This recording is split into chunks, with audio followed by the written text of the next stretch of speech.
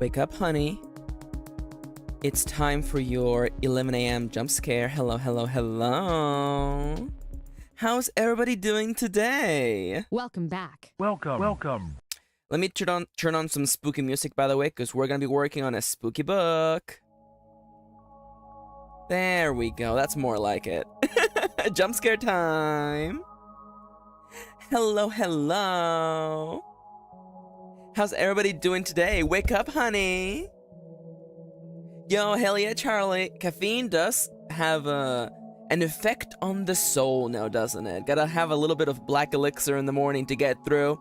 That's definitely how I feel about it. Even if mine doesn't have caffeine, I just like it, you know? There's something about that bitter drink in the morning. It's nice and warm. Feels good. Yo, Siska going to bed early? What is this? What is this? A responsible adult? Had a weird morning, says Dallas. Feel better now? Hell yeah. Making the best out of a bad start is the way to go for sure. Charlie says the meaning of life is treating yourself to a little drink. All right. Somebody quote that. Charlie, congratulations. You got yourself the earliest possible quote ever. A new world record, 1 minute and 20 seconds. By the way, I will have you know, we're not gonna go through this right now, but I will show you that Kitty went bananas, by the way. Kitty actually has run the data, by the way. Kitty has done the data for the quotes, by the way. I'm not gonna show you this whole thing right now because we don't have time for this. We have work to do today. But let me just tell you that Kitty actually did the math on who has the most quotes. And let me tell you, this data goes places, by the way. We also have like the actual full percentages, by the way. For instance, you will notice that Tommy Wiseau has one quote, as does Mandor Handhook Cardor has one quote as well. Unknown misspelled, by the way. Who else? Tseku has 6 quotes, by the way.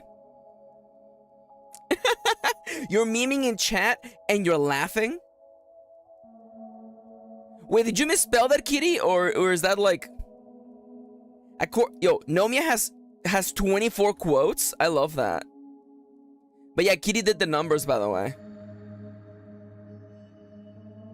The bog is full of free dogs if you're not a coward. Yo, that's a 420, let's go! Kitty misspelled it. You never know, you never know. So, welcome to my stream. The name is Maxi, pronouns are they, them, and this is my creative stream. Today, we're working on my novel. I am going to be going full on focus mode, which means that when this window is on, I am not looking at chat. Please keep in mind, we have an extra rule for today's stream. It is, in fact, Rule 00. If any of the mods need to remind people, you just type !Rule 00. During writing time, Maxi will not be looking at the chat. You may have off-topic conversations, but all the rules below still apply. There you go. I want to get going on this novel. On Tuesday we had fun. It was nice. But like, I figured, you know what, I want to get back to focusing. Now, I am gonna give you a little sneak peek, because I think you would have fun. So tomorrow on the stream, I'm gonna be playing Pokemon Yellow. I will be naming Pokemon after chatters, but there won't be permadeath anymore. To make it a little bit less stressful, this is the completed thumbnail, by the way. I went for a little bit of a Kintsugi Mori art style. And you might have seen on Twitter, because I am absurd. I am absolutely ridiculous. I made a custom overlay. I have made a custom overlay that looks like we're playing on like a random website. I made this today. I even made fake ads that cycle in the background. Why? Because I'm built different, okay? Because I'm built different. Oh my god, you're such a good writer. Yeah. Charlie, this gives me flashback to watching my mom play the Neopets beta. Yo, hi, Chips. Welcome back. Welcome. I had so much fun making the fake ads, by the way. Pokes in my boxes? It's more likely than you think. Free PC check. Yeah. I put typos everywhere. I love that in this browser, my bookmarks are, yeah, friends and foes. Thank you, Dale. Dale noticed it. Friends and foes are my two bookmarks. Yeah. Yeah, so get excited. We'll be playing Pokemon Yellow tomorrow. I think I might actually make it completely random to see who actually gets whatever, so you know. Yo, I like that. Dallas says someone had an HM05 vanity license plate. And I'm not sure if it was a Pokemon reference or not. We do have surfing. I do kind of love that. Hell yeah. Oh, that would be cute, actually. Yeah, it would be cute if I had little ads for my fellow streamer friends. I might have to make a little note of that. But yeah, that's tomorrow. We're gonna be doing that tomorrow. But today, of course, we're going to be returning to the world of survival horror. I'm going to be editing my novel live on stream. And before we dive into the focus mode, we'll be having a little bit of nonsense. Exactly 10 minutes of nonsense. People in chat, you hereby have 10 minutes to ask me whatever, so we can engage in some comedy times. Go right ahead. I am gonna get my chapstick out, as well as my bottle of water, because it turns out that, show the chart again. Oh my god, yes. So, by the way, so Chips, Kitty ran the numbers on all the quotes, by the way. And here's the actual. Here is the actual. I mean, it gets a little really crunch here, but the big numbers are over here if you're interested. So it is actually, I have the most quotes, followed by Chips, followed then by Kendra. Kendra has 13% of all quotes, followed by Siska, followed by Nomia, then Kitty, then Charlie, then Ronnie, I think. Okay, you want me to get you anything from the freest country in the world, Sweden? I want you to have a good time. That's what I want. All I want for Christmas is you. Not you, the royal you, all of you. Hi, Elijah. Welcome back. Welcome. How you doing today? We're gonna be doing some novel editing today. Do they have drugs in Sweden, says Seku. Maxi giving me maximum difficulty missions over and over. That's right. We're playing nightmare difficulty over here. Hardcore nightmare difficulty. If you die in real life, you die in real life.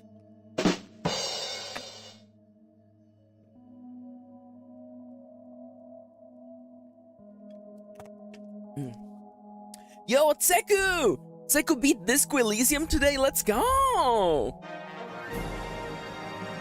Yo, big shoutouts to Seku. Good job, Seku. Hell yeah. Yo, achievement get? You finish Disco Elysium? What percentage of players have finished Disco Elysium? What percentage of Steam users have beat Disco Elysium? I like looking at those stats, by the way.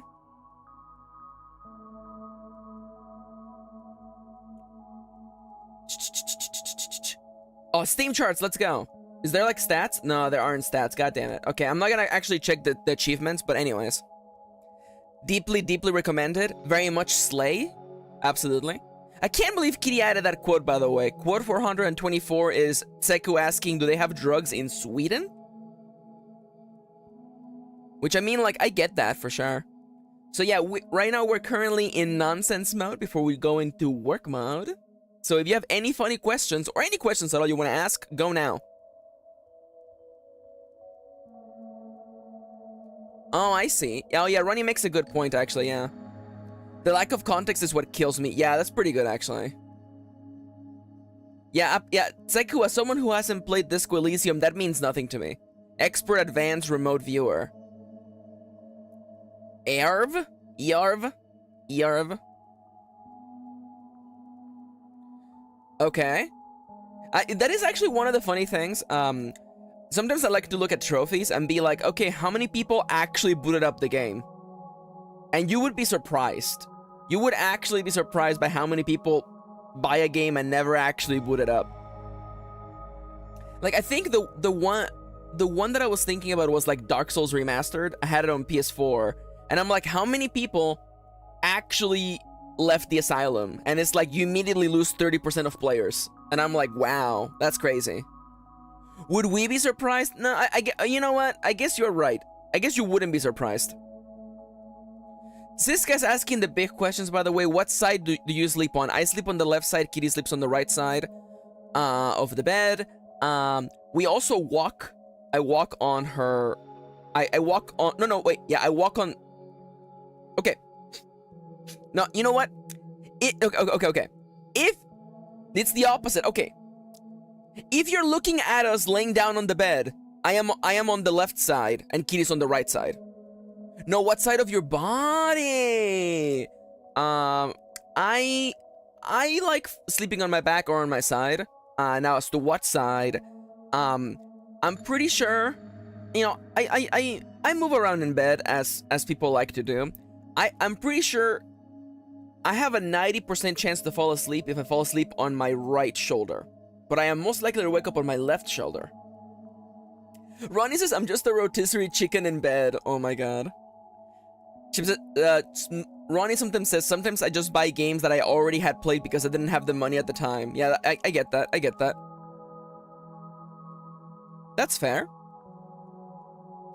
Kitty says she's a left sleeper. But my napping is done on my right. Yes, so, Kitty, see, the reason why Kitty sleeps on her right shoulder is because she cuddles up next to me when she naps.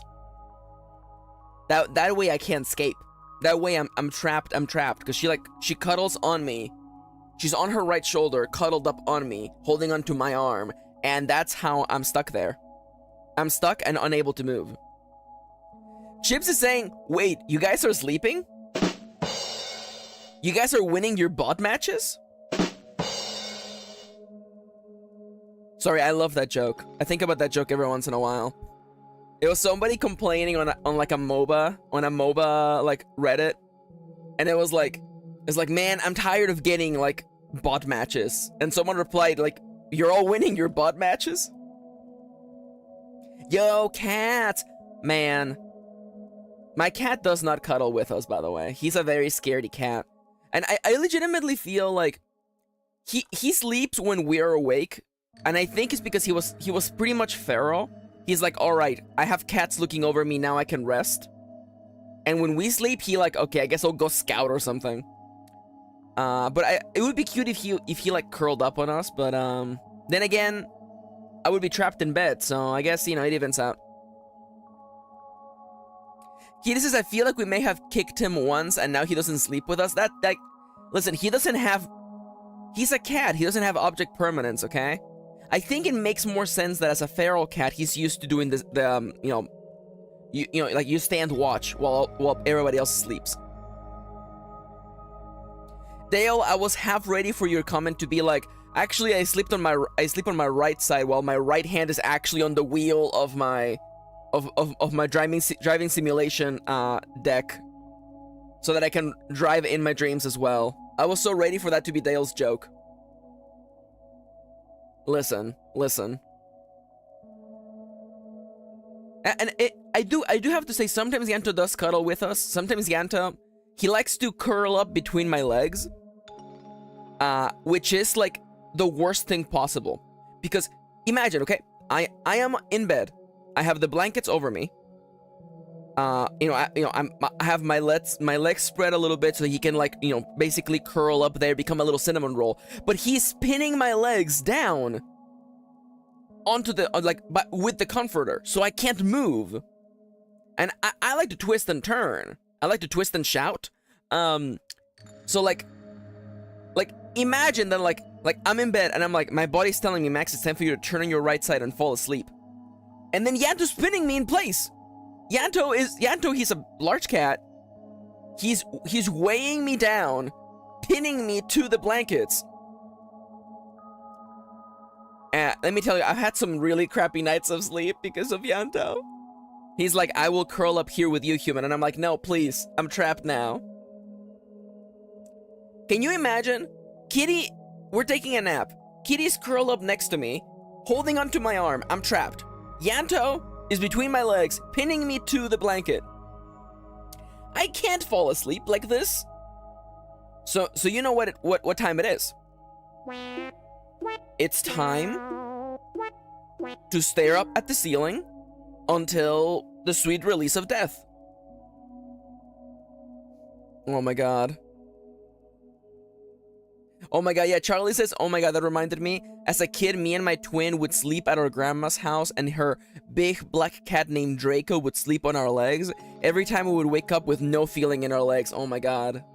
Absolutely.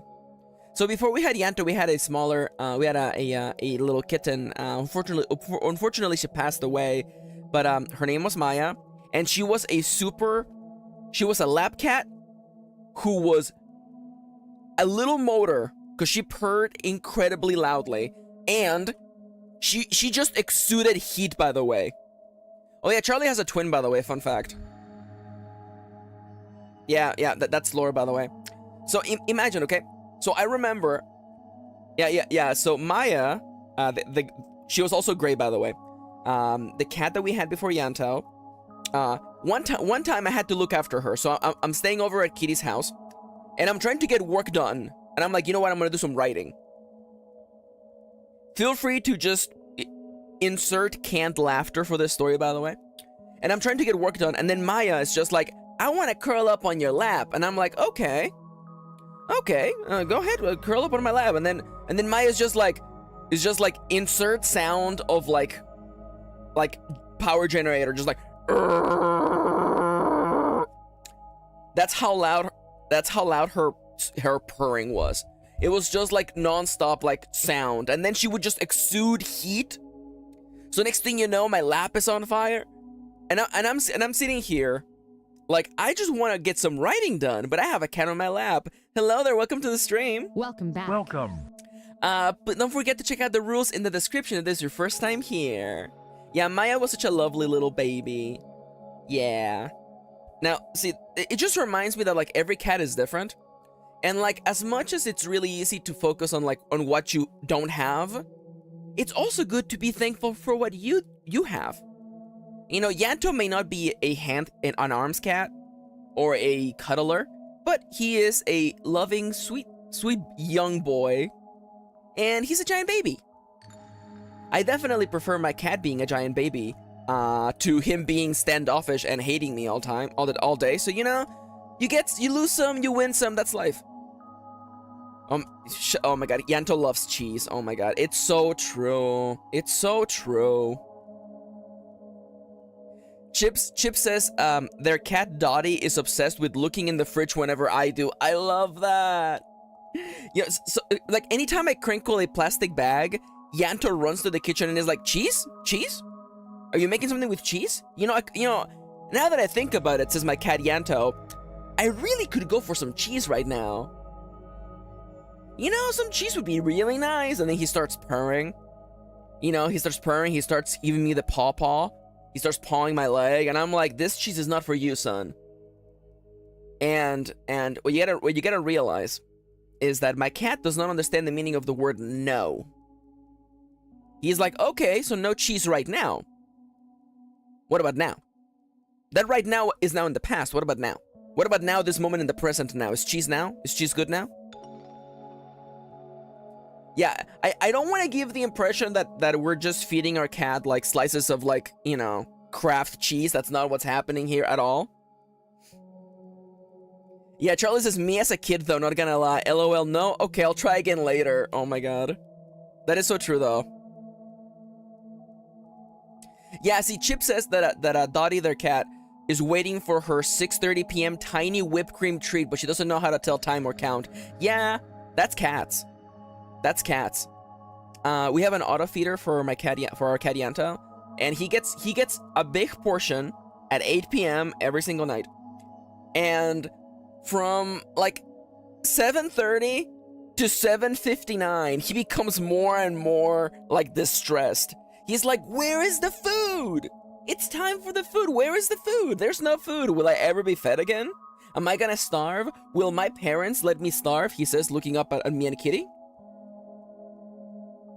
Why have they forsaken me? Are these people not the ones who claim to love me?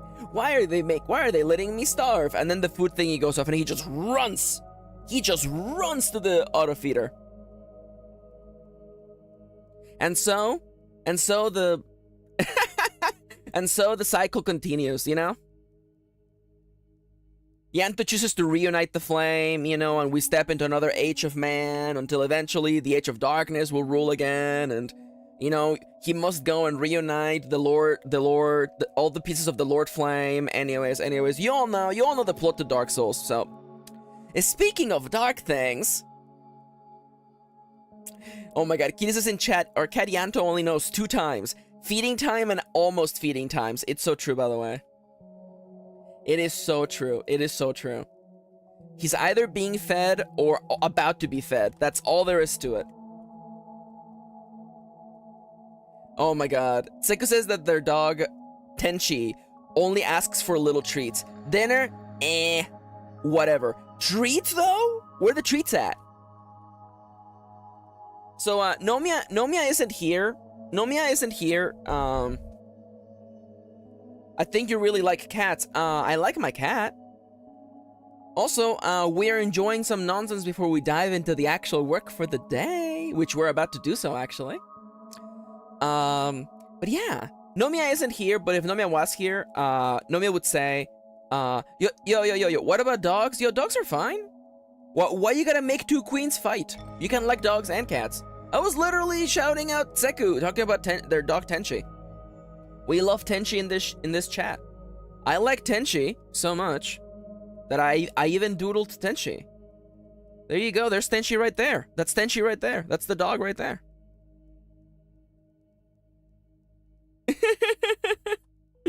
Yeah, that's Tenchi right there. That's exactly what he looks like. Aww. Kitty posted a picture of her previous cat Maya as a treat. Aww. Okay, we're gonna get one Maya. Kitty, where did you put it? Kitty, where did you put the picture of Maya? You didn't put it in pet pics only. Oh my god, Dallas, I love that picture of your cat. It's so cute. Very cute. Maw chat. Oh, she's so small. She's just a baby. Okay. All right. So, picture of cat and then we get back to work, okay? So, yeah, this is our previous cat, Maya. She was just a baby. She was just a baby. Okay. Gray cat, check. Wearing student tie, dressed to the occasion, check. Beans, check. What a blessed stream. What a blessed stream. What an absolutely blessed stream, by the way. Alright, that's it. We're gonna get back to work. So, we have a special stream ahead of you today, by the way. Yeah. You know, I just want to say, you know, because Charlie said it's always hard losing a pet. It is. But, you know, the frijoles, yeah, the frijolitos, the little beans. You know, Maya was very much loved. And there wasn't anything we could have done about it, you know. And she lived in comfort all the time that she had left. So, you know, we did what we could. That's really all you can do. Now, we're stepping away from the dark topic that is the unfortunate mortality of everything and everything, and the transient nature of life in general, to the horrors of survival horror. Okay. All right. We're stepping away from this topic. So, welcome back to my writing streams. Today I'm going to be working on my latest novel, Memory Leak. Memory Leak is a story about a group of indie video game developers. Where the hell is it? Indie video game developers. There they are, all three of them being gay. They have recently become very, very famous. They make really, really dark video games. No worries, Kitty. You're good. And over the course of this book, you realized, or the audience realizes, that the thing that has made them successful is also the thing that is most likely about to ruin their lives. All of the characters are suffering from gaps in their memory. Their games are happening. They're making the games, but they don't remember how they get there. There may or may not be an entity taking hold. And over the course of the story, we learn about that entity and what's going on in the story. So, let us... Oh my god, I like that. The first doodle of Adrian, followed by more doodles of Adrian. Yeah. So, as it says on the scroll at the bottom, by the way, this novel contains mature themes, so viewer discretion is advised. I will be editing today, so what this means for me, by the way, I am gonna put on this little reminder on screen. When this is on screen, I am not looking at chat. Please remember Rule 0, by the way. Rule 0 for special streams. I am not looking at chat while I'm focused, but you members of chat, you are allowed to have off-topic conversations. That's okay. You're allowed to comment on what I'm writing. Just respect the rest of the rules that exist in this chat. In between breaks, I will be looking at it. Each focus cycle is 25 minutes, followed by a 5-minute break, which we use as a nice chance to remind ourselves to hydrate and stretch and etc, etc, etc. During the time that I'm focusing, I will be editing the book. For this first pass, I am going to be reading the book out loud and fixing the flow of the sentences. Please keep in mind that this is a work in progress. I'm not really looking for feedback at the moment, and I'm also not even looking at chat while working. So I would recommend that if you have something to tell me, let me cook. Just let me cook, okay? Let me cook. We have a long way to go with this book. So yeah, we're diving right in. The book is broken into 6 episodes, and we'll be beginning with episode 1. So that's it. Spooky music in the background. I have my notes on the other screen. And we're gonna be diving right in, so lovely members of chat, wish me luck.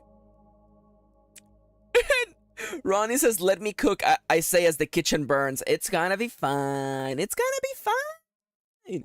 The thing about writing a novel is that you have so much time to make it work. I'm gonna have a lot of time to make this book work. So the only thing I can do right now is just take the book one step at a time. I'm gonna be closing chat beginning now. Thank you for wishing me luck. I love you all, friendos. Yeah, don't worry. You're good, Ronnie. I love you. All right, friendos. The screen is coming on. I am turning on chat. I'm turning off chat. I am minimizing my preview window, and we're gonna dive right in. Now, consider this a great chance for you to focus on your own creative endeavors. If you want to do some doodling, some writing, some coding, model making for your video game or whatever you're doing, feel free to do so. Otherwise, just enjoy the show. I'm gonna be basically doing a pseudo audiobook for this novel, so just enjoy me talking. So we have episode 1, the cold open. We basically outlined the book as though it were an actual television series. And most shows begin with a cold open. So the cold open for episode 1 happens in this place we call the dark room. So we begin at the count of 3, 2, 1, go. Memory Leak, episode 1. In a dark room, there is only a television set. The round form of the screen is dull with time. Its faux wood exterior has seen use and abuse. Its knobs on the front could not move even if you tried to pry them off. There is nothing else in this room. This is all you see. Where the hell's my italics? There we go. Suddenly, there is light in the darkness. Should TV be capitalized? Ugh. Okay, should TV be capitalized? It's an abbreviation. Okay, TV stays capitalized. The TV screen comes to life, even though its knobs remain still. Even though it's not... I'm gonna remove that interruption. I think it flows better this way. The TV screen comes to life, even though the knobs remain still. As though the fingers of a corpse. Now, you know what? We can crunch the sentence. The TV screen comes to life, even as the knobs remain still. Remain as still as the fingers of a corpse. There we go.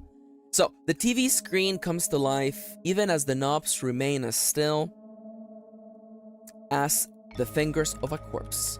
As still as the fingers of a corpse. At first, there is only static on the TV. There is white noise, the garbled language that only an electronic ghost could understand. And so, you lean closer. And so, you lean closer. You are attracted to the light. Like a moth, you seek the warmth of that screen and the familiarity on the other side of the glass. In time, you witness the static give way to a memory recorded on cellulose film. You remember this. This is not your first time witnessing these events. And yet, you lean closer. Nostalgia lifts your sore bones. Across the TV screen, you see a grand stage. You could not count the number of people sitting and waiting with bated breath. The stage is lit with neon shapes. The darkness seems to be a curtain of its own, and only these shapes stand out. X's. Triangles. I guess it'd be X's, triangles, squares, circles. Comma, circles. Comma, circles. The letter A, the letter B. The letter A, the letter B. The letter Y, the letter X. Though different from the previous X's you saw. And the letter X, which is different from the previous one. No, okay, so. The letter A, the letter B, the letter Y, and the letter X. These neon shapes hover in the air above the stage as though stars in the night sky. They cast beams of light onto the stage floor. This prism of blue, pink, orange, and green forms a pillar of light at the very center of the stage. And in walks a man. He is a man of contradictions. He is dressed in a tuxedo and yet he wears Converse sneakers. I guess Converse is a brand, so it should be Converse. He has raven's feet on the edges of his eyes and a receding hairline, and yet his smile is as youthful as a kid's. This is the master of ceremonies. The only master of ceremonies. No one else has hosted this award show, and likely no one else will.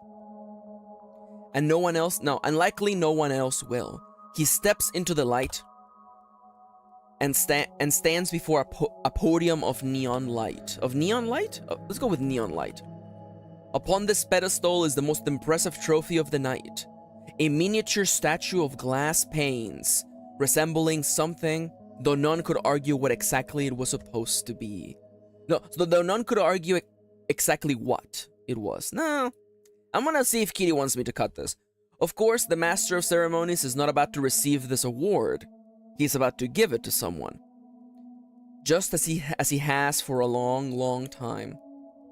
Just as he has, he's about to give it to someone.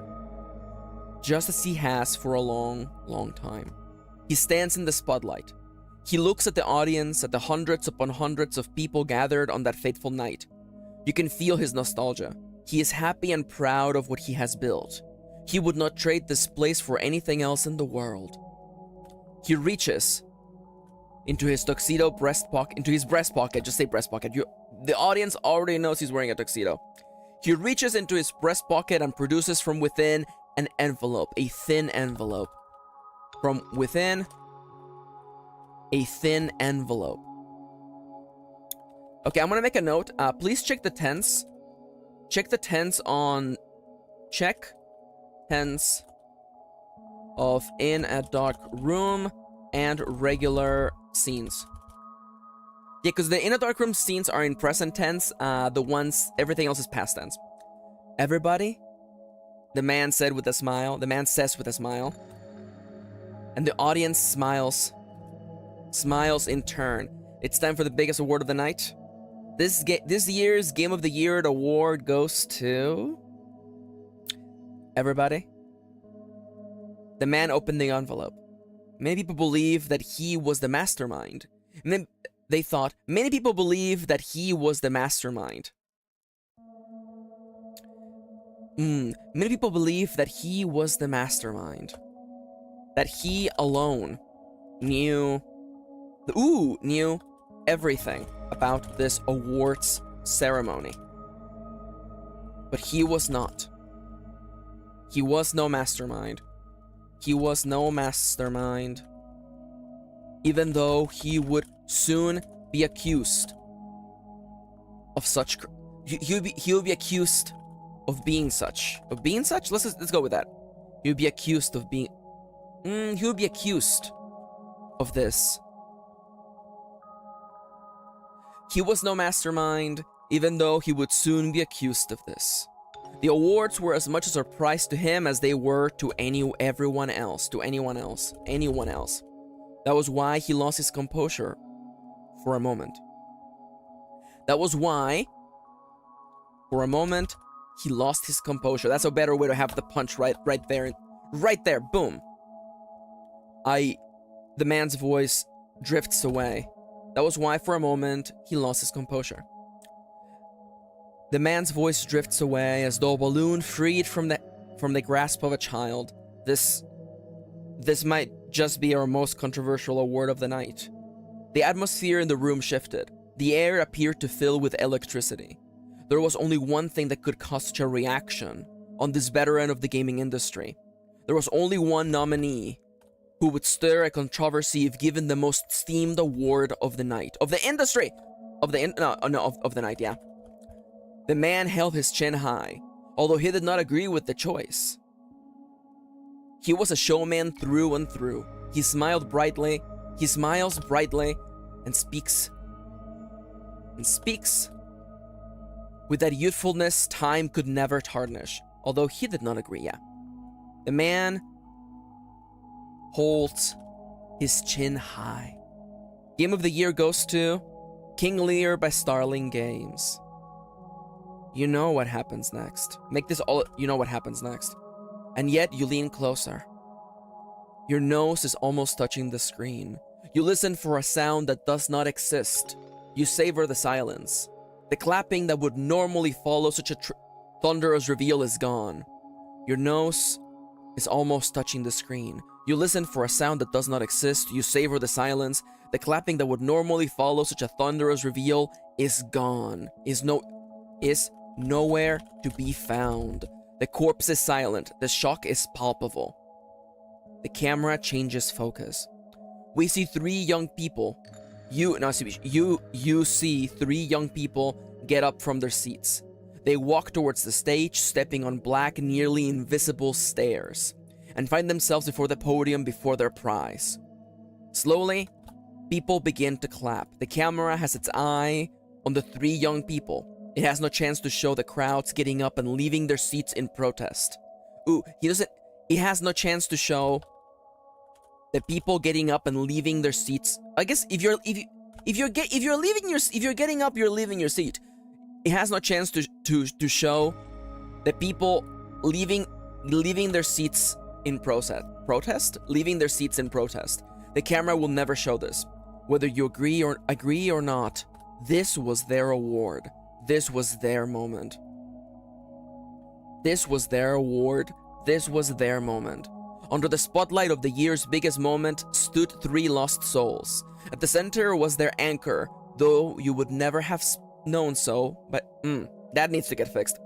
Under the spotlight of the year's biggest moment stood 3 lost souls. At the center was their anchor, though you would never have known so looking at him. Okay, let's fix this. At the center was their anchor, though you would never have guessed just by looking at him. So feeble, so shy, and yet he was about to speak for the 3 of them. Isn't it funny? Isn't it often the smallest people who have the most courage? Standing to either of his sides were 2 young women. The one on his right, the one to his right had hair that was black and green, just like her dress. The one to his left had blonde hair, choppy and out of place, much like her leather jacket. They were starling games. This was their moment. No, you know what? This was their moment. There we go.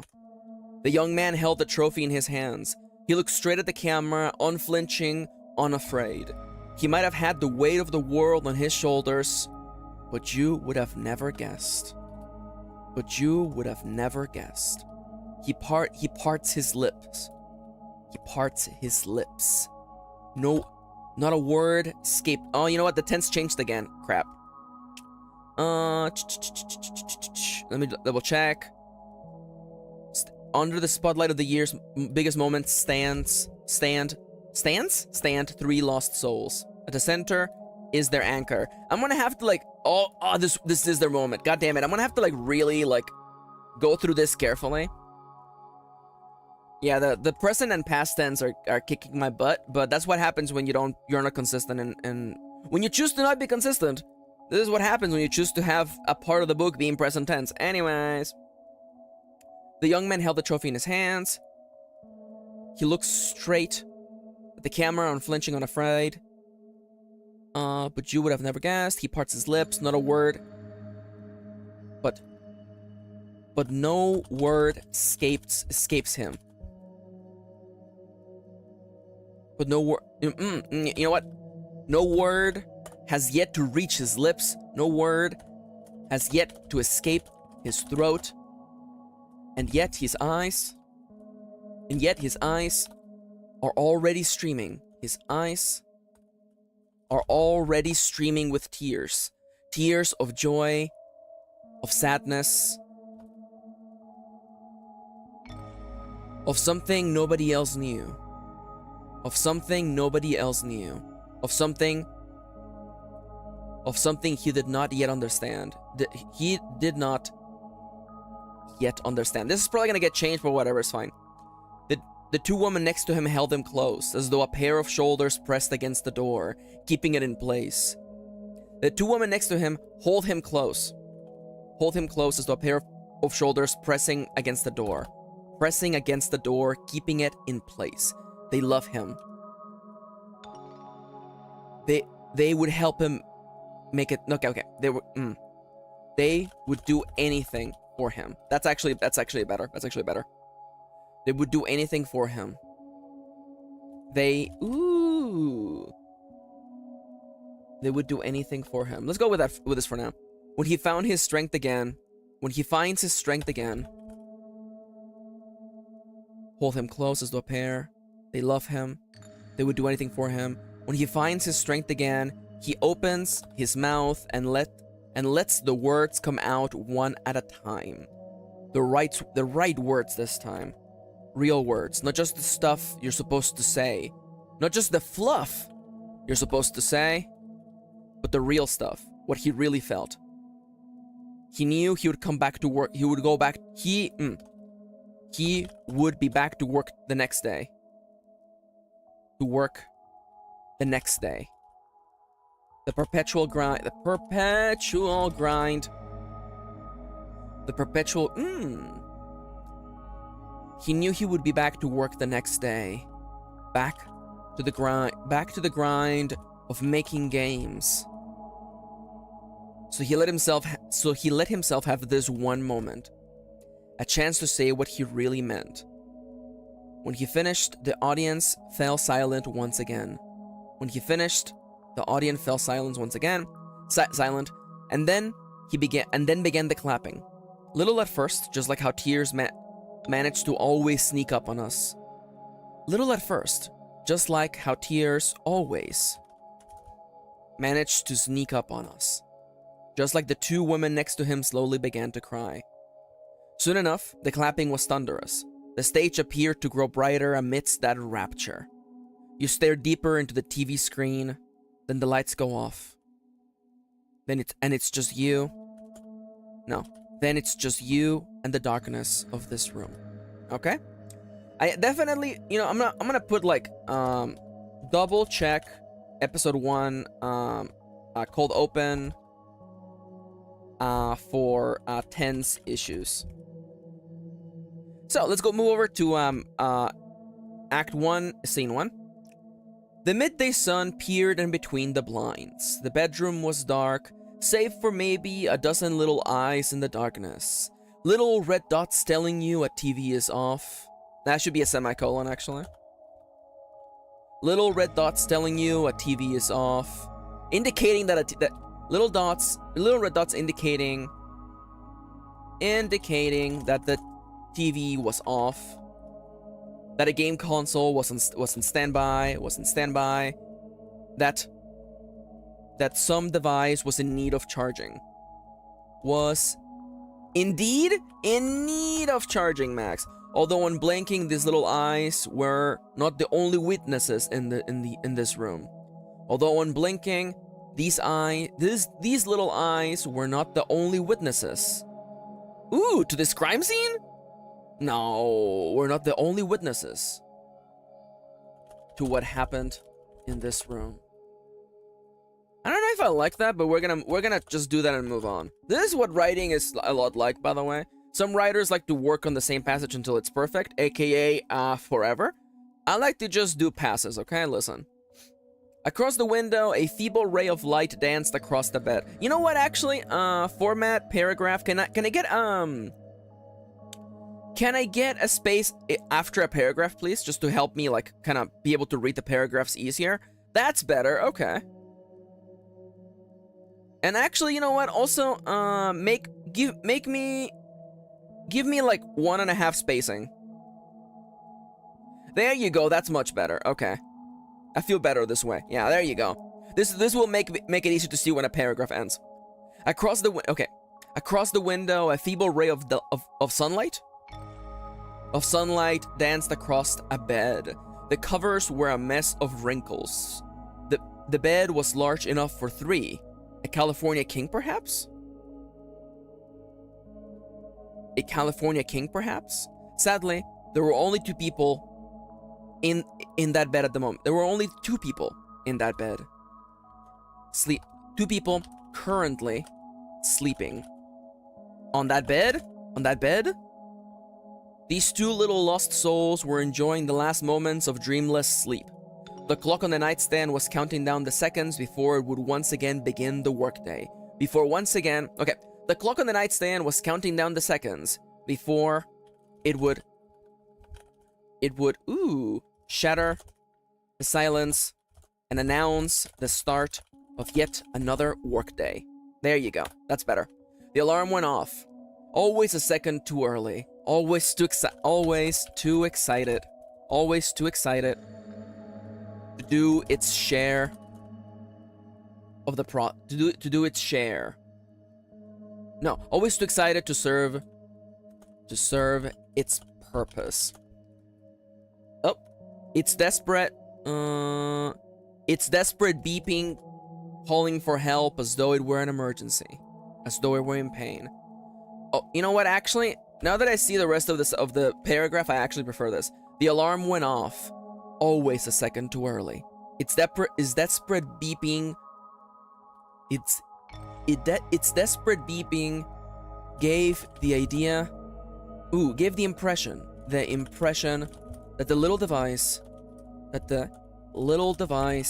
was calling out for help, as though it were an emergency, as though it were in pain. In one fell motion, an arm emerged out of the folds of the cover and smacked the clock right on the top, silencing its cries. A normal person might have considered snoozing. It was the middle of the day after all. It wouldn't hurt to sleep just a little more, right? Sadly, this was no normal person. No young man working 9 to 5. He had a special job, one which called to him. This job tugged at him as though the strings connecting puppet to master. It was time to work. The covers flew to one side. They hadn't made the bed in forever, and they sure were not about to start making the bed today. They had things to do. More important things. More important things. They had work that needed to be done.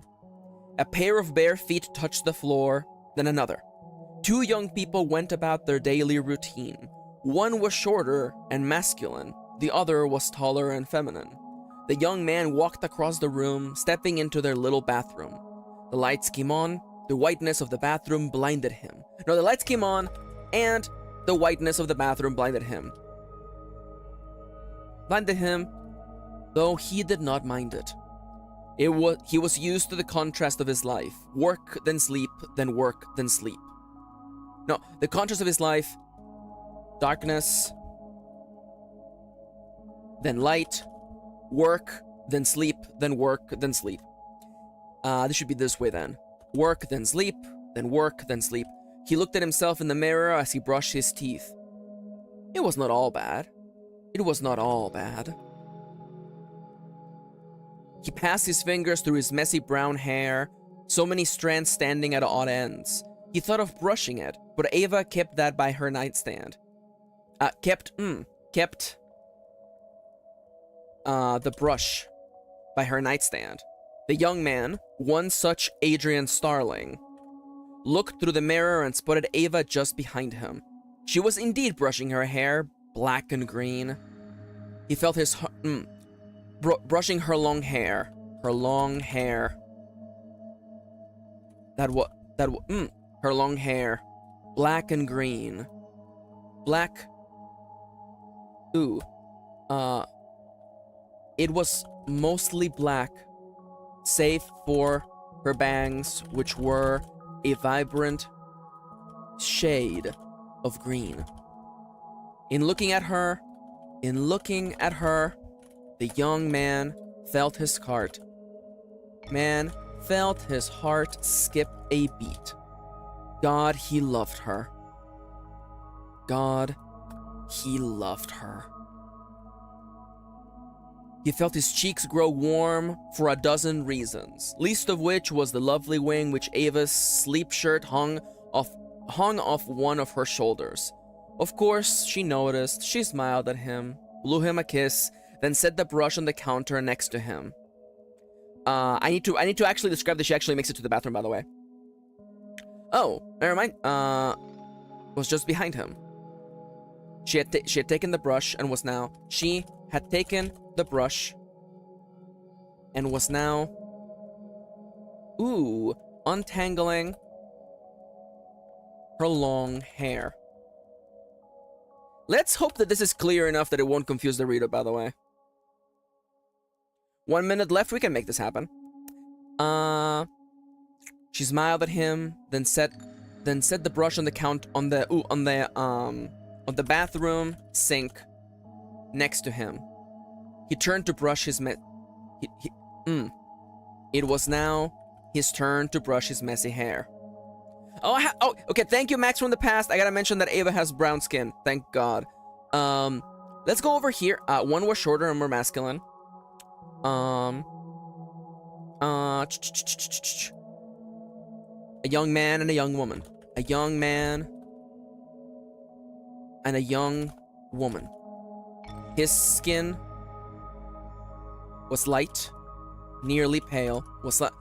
His skin was fair, and hers was brown. The young man walked across the room. Hopefully that will be enough. We'll see. We'll see. You gotta describe your characters the first chance you have. Okay, so we made it up to here. Hey, chat. Boop. I have been freed. Dallas asked if people have made floor plans for their books. I I know people who make houses in The Sims. Ahoy hoy! Hi Chips! Hi Melty! Welcome back. Welcome. I'm gonna tell you, the floor plan I have for my characters' houses are similar to the floor plan of something like, let's say, the house from The Simpsons. There are some hard rules, but it isn't so much. There isn't hard architecture. Hi Bianca. Welcome. Welcome to the show. This is your first time? Name is Maxi. Pronouns are they them, and please check the rules in the description. Hello. I am working on my novel, and we're currently on break. I'm gonna get up and stretch, and I would like you to attempt to do the same thing. Oh, I gotta buy more seats. All right. So, how y'all doing, by the way? Kitty says that Kitty's floor plans are vague as fuck. So here's the dealio. People who are familiar with my book, The Fabulous Gays, will know that there's a bit in the first book where Pages, the narrator, has to describe the architecture nature of the house that Hoshi lives in, and Pages could not be any less bothered. And Pages goes out of their way to be like, I hate describing the way houses are built. And I want you to know that that's a Pages thing. I actually like describing the layout of houses. I actually think it's a nice little lovely way of making, because like, it's a one way to bring the reader in, to give them a nice layout of the house so they can actually visualize how you go from room to room. Oh my god, Dallas. Nice callback. By the way, I'm on my feet, by the way. Bianca asks, how do you start a novel? As in, like, how do you get the ideas? Or how do you actually go about writing? Do I have a role for novel command? If you're interested in getting an idea for a novel, I made a game just all about that, actually. Where you can actually roll a novel, and it gives you a guide to how to plan a novel. We still don't have a command for that? Oh, crap. So, let me go find it real quick. It worked. I tried it this morning. Yeah! There you go. Literally, like, I made this game. It's free. It helps you come up with an idea for a book, and it also gives you the novel planning guide that I created a long time ago. There you go. That is literally the best piece of advice I can give you. And if you don't want to play the game to make a story idea, you can just look at the guide to how to plan a novel. Anyways, okay, so I'm up on my feet. We're on break, by the way. Hey, no worries. By the way, the camera tracking is broken because I'm on my feet. If you have been sitting down for a while, consider getting up. I'm stretching to the ceiling. I am T-posing to assert my dominance, and now I'm gonna bend down and touch my toes. Okay. Hydrate, you bastard! Hydrate! Yo, thank you, Joestar. All right, so when that redeem goes on the screen, everybody's required to take a sip of water, by the way, or some sort of liquid. I got my bottle of water right here.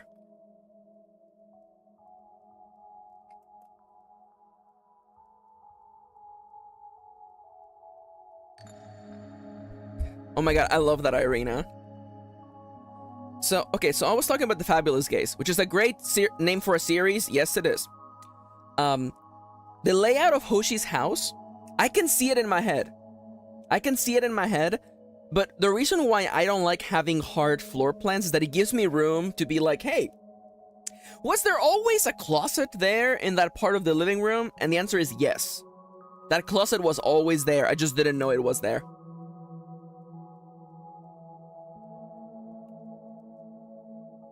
And like, the layout of a house is actually kind of important for this book, but I like to keep the house being a little bit amorphous, by the way. Yeah, you know, listen. That's why Dallas, that's why you gotta have your bottle of water next to you so you don't have to bother the cat. Also, additional step, by the way, fun fact, if you're gonna be talking for a long time, such as a streamer like myself, or doing a presentation, consider having some chapstick with you. on the last novel stream, I was just talking nonstop, and like my lips got so chapped. So I am. Is the phrasing gonna be I'm lubing up my lips, Max? Is that really what you're gonna say, Max? Kirin, Mix Kirin, you're really going to say lubing up your lips, huh? Lubing up your lips, huh? Yeah, I agree with Melty, by the way. Amorphous house is fun. I have a version of what the Hammond house looks like in my head, but I like leaving it somewhat vague for sure, yeah. Oh, Tseku. Irina, oh my god. Yeah, warm tea is very good for sore throats, by the way.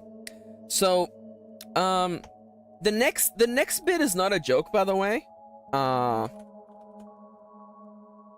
So there is one tea that is better than all other teas when it comes to like teas for like making your throat feel better. This is not a joke. Get yourself a cup of throat coat. This is not a joke. This is not a dirty joke. Throat coat is actually the MVP. Throat coat is literally like the best tea when you have a sore throat. Fully recommend.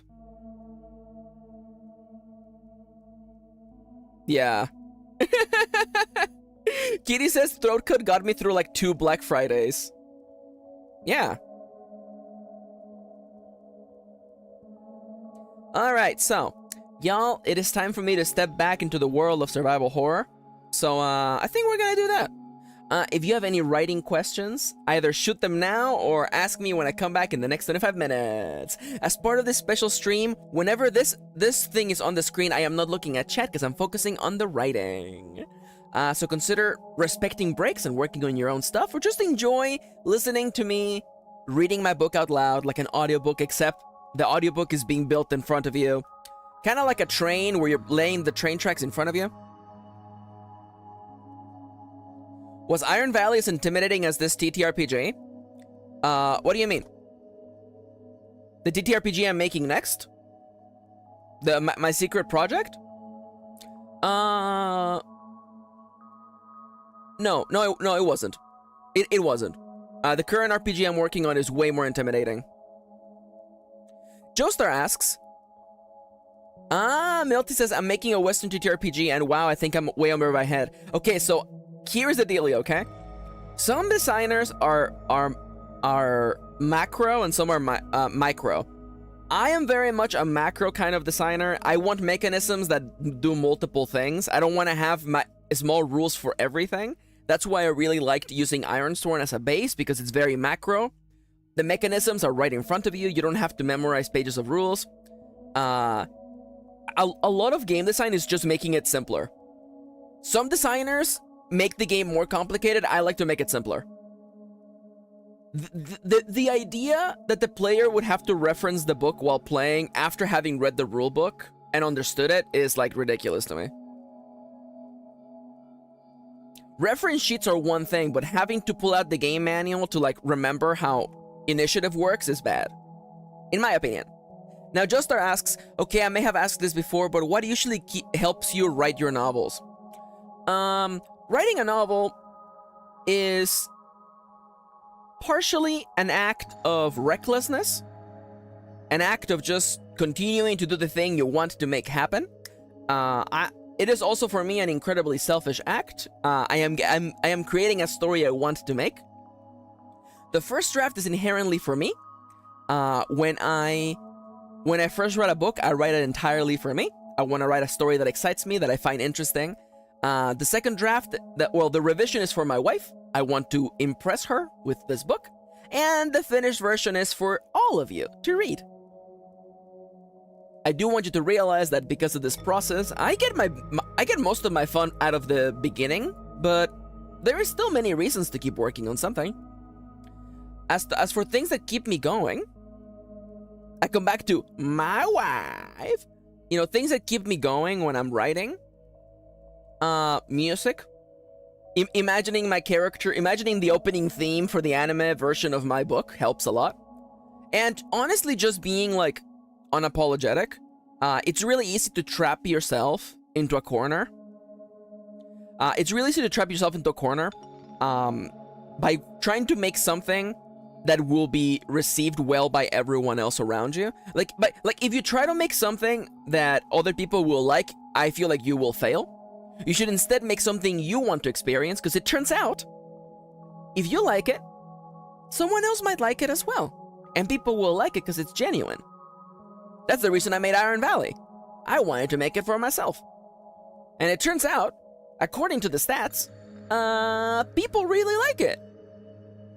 That was also the reason. That was also what I was doing with One Page Left, by the way. I made that for me. That was entirely for me, and people have pointed out to me that people really like One Page Left. So, yep. Kitty says, I also feel like readers can tell when you're not genuine. Charlie says, it's more fun and rewarding to be self-indulgent and cringe than to try to hold back your voice vision for the story. I am gonna quote Siska, by the way. Cringe is what people call someone when they're being sincere. And sincerity is a something that I value very much. Hi, Wolfie. Welcome back. Wolfie just arrived just in time for me to get to writing. So I'll be answering more writing questions in a little bit.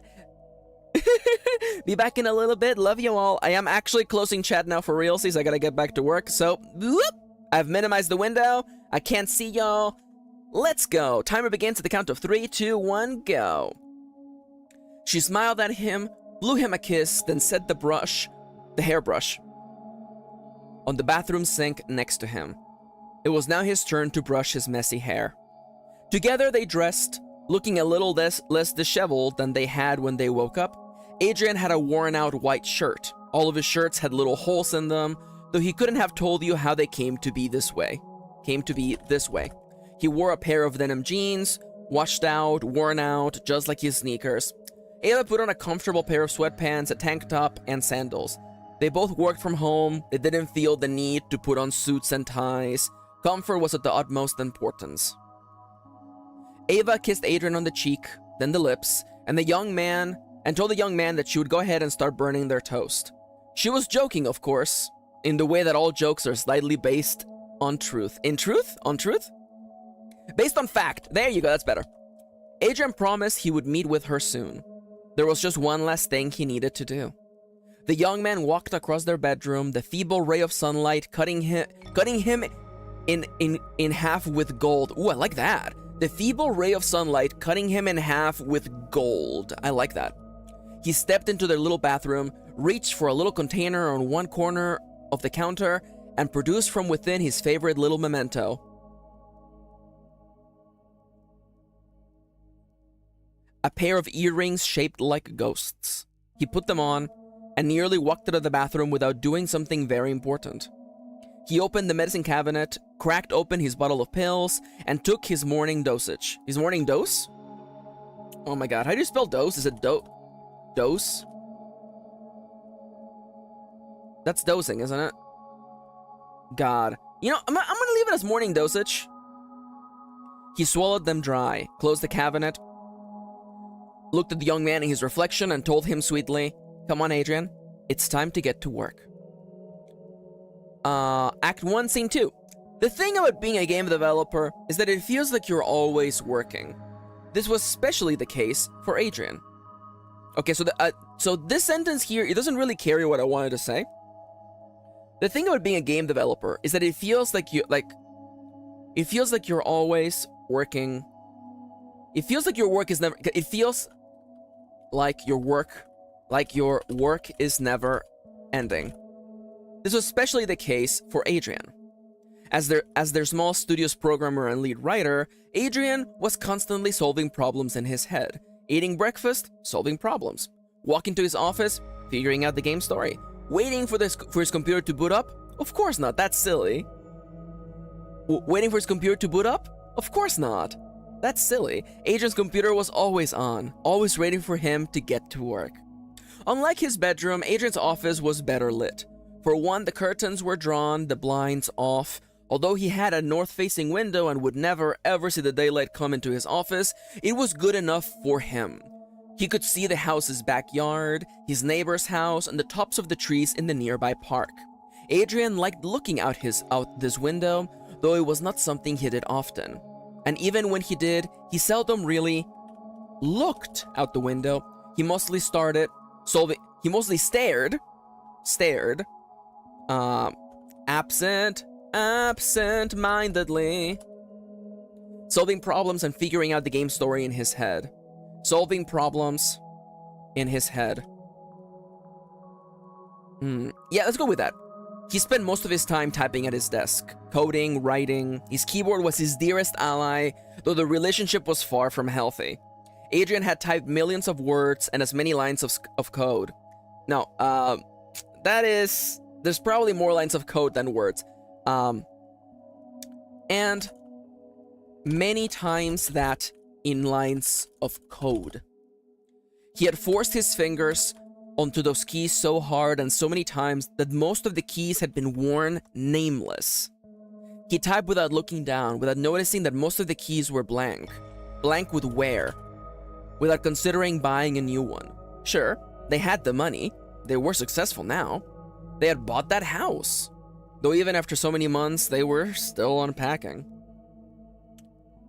Let's put a semicolon here for fun. Just for fun. Kitty's hearing this, Kitty's shaking their head. There was just so much work to do, they didn't have time to go into the attic where all the forgotten things ended up. There was just so much to do. They didn't have the time to crack open those boxes and move them about, most likely into the attic where all the forgotten things ended up, where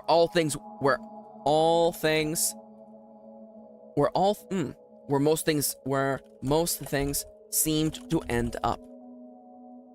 And so Adrian Starling went about his work. He worked through the imaginary list of items in his head, checking them off one at a time, fixing that line of code, writing that scene for the next playtest, checking Ava's writing, figuring out how to code that new feature. This and that. This and that. And this and that. Boxes getting checked left and right, work getting done. Okay, boxes got checked left and right, work got done. Nothing could break Adrian's concentration. Sometimes, he even lost track of time. Adrian blinked his eyes. They were dry from staring at the screen. He thought to wear his glasses, but there was a nagging feeling at the base of his neck. A thought, an idea. An idea that the time he would take to wear glasses and get used to them would detract from his ability to get more work done. It was an absurd thing to think. It was a silly idea. He knew that, but he could not argue with his need to get more work done. That was how he lost track of time. Again and again. Adrian rubbed at his tired eyes, suddenly aware of his own body. How long had he crunched for today? He turned his head to look at the window and saw nothing. The darkness of night blanketed his window in black. Adrian rubbed at his eyes again. He must be mistaken. He had only sat down just a moment prior. He had only worked on so many things. He had checked so many boxes, sure. But it hadn't been that many, right? Adrian looked at his computer. The screen was so much brighter now. He looked through his notes. He had fixed so many bugs, more than he even remembered. That feature he was thinking about earlier, it was in its first incarnation already. He had written half a dozen scenes and reviewed everything Ava had sent him. He didn't exactly remember doing all this. Whenever he searched for the memory of him doing this work, he came out... Okay, this needs to be moved around. He didn't exactly remember doing all this, but it had been done. He tried searching through his memory as one would sort through a pile of folders. But there was nothing for him there. All the folders were empty.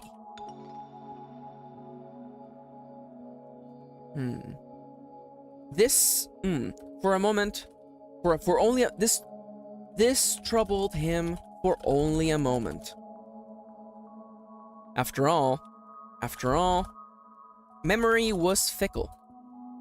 How many things did he actually remember? He remembered little of his childhood. He tried not to remember high school. His past was filled with bad memories. The contrast between the person he was then, the person she had been then, and the person he was now, maybe that was why he didn't like to remember his past. Maybe that was why time seemed to escape him. He wasn't sure he even liked being a he or a they, but those two labels seemed to work for him now.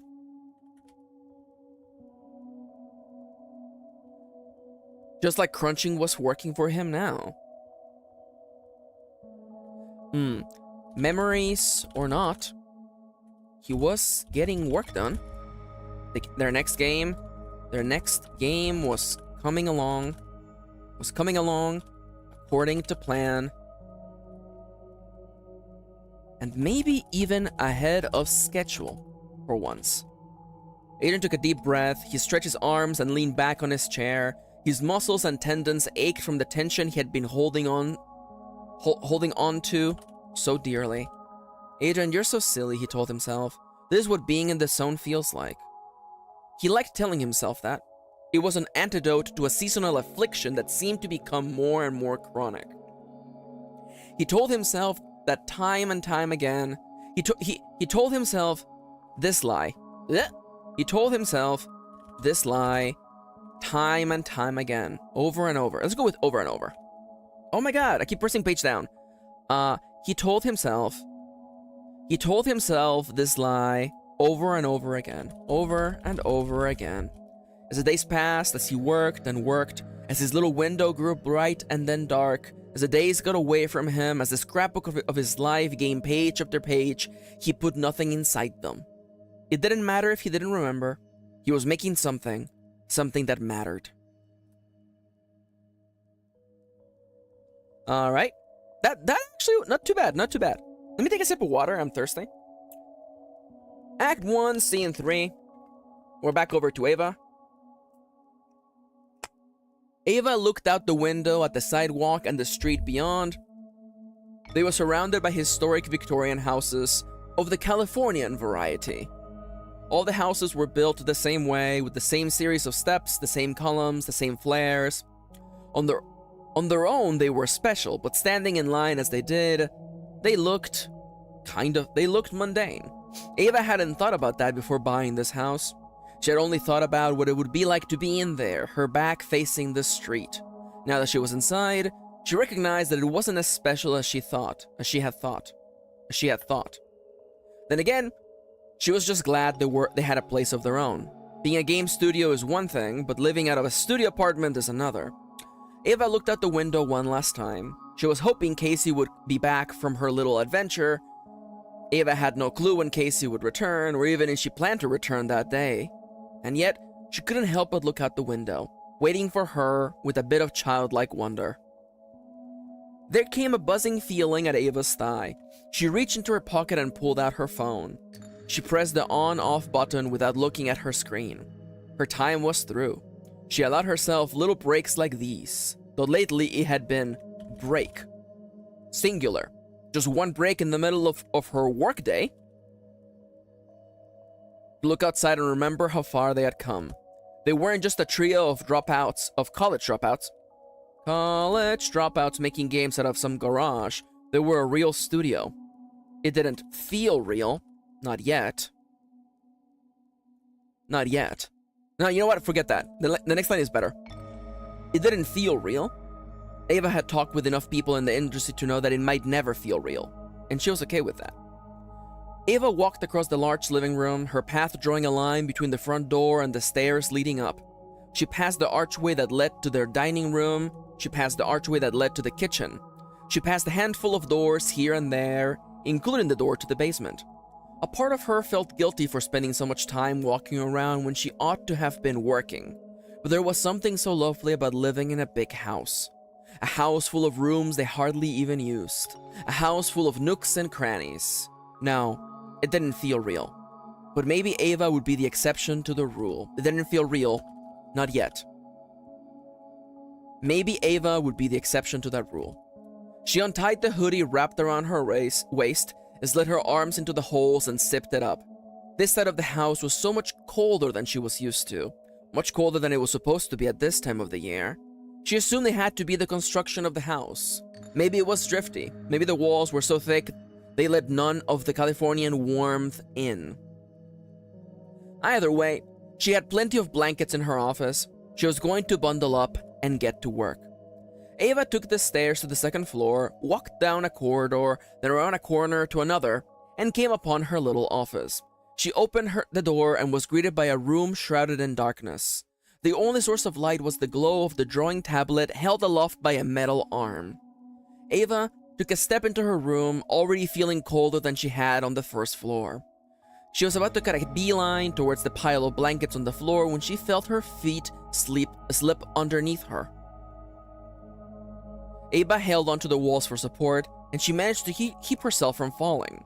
She took in a deep breath, savoring the realization that she could have hurt herself badly as she made contact with the floor. She allowed herself the chance to laugh at how much of a klutz she was. But then, a thought struck her. If I'd gotten hurt, it would have been bad for the game. And she was right. She was the game's leading artist. Her nail polish might have been black, but her hands were made of gold.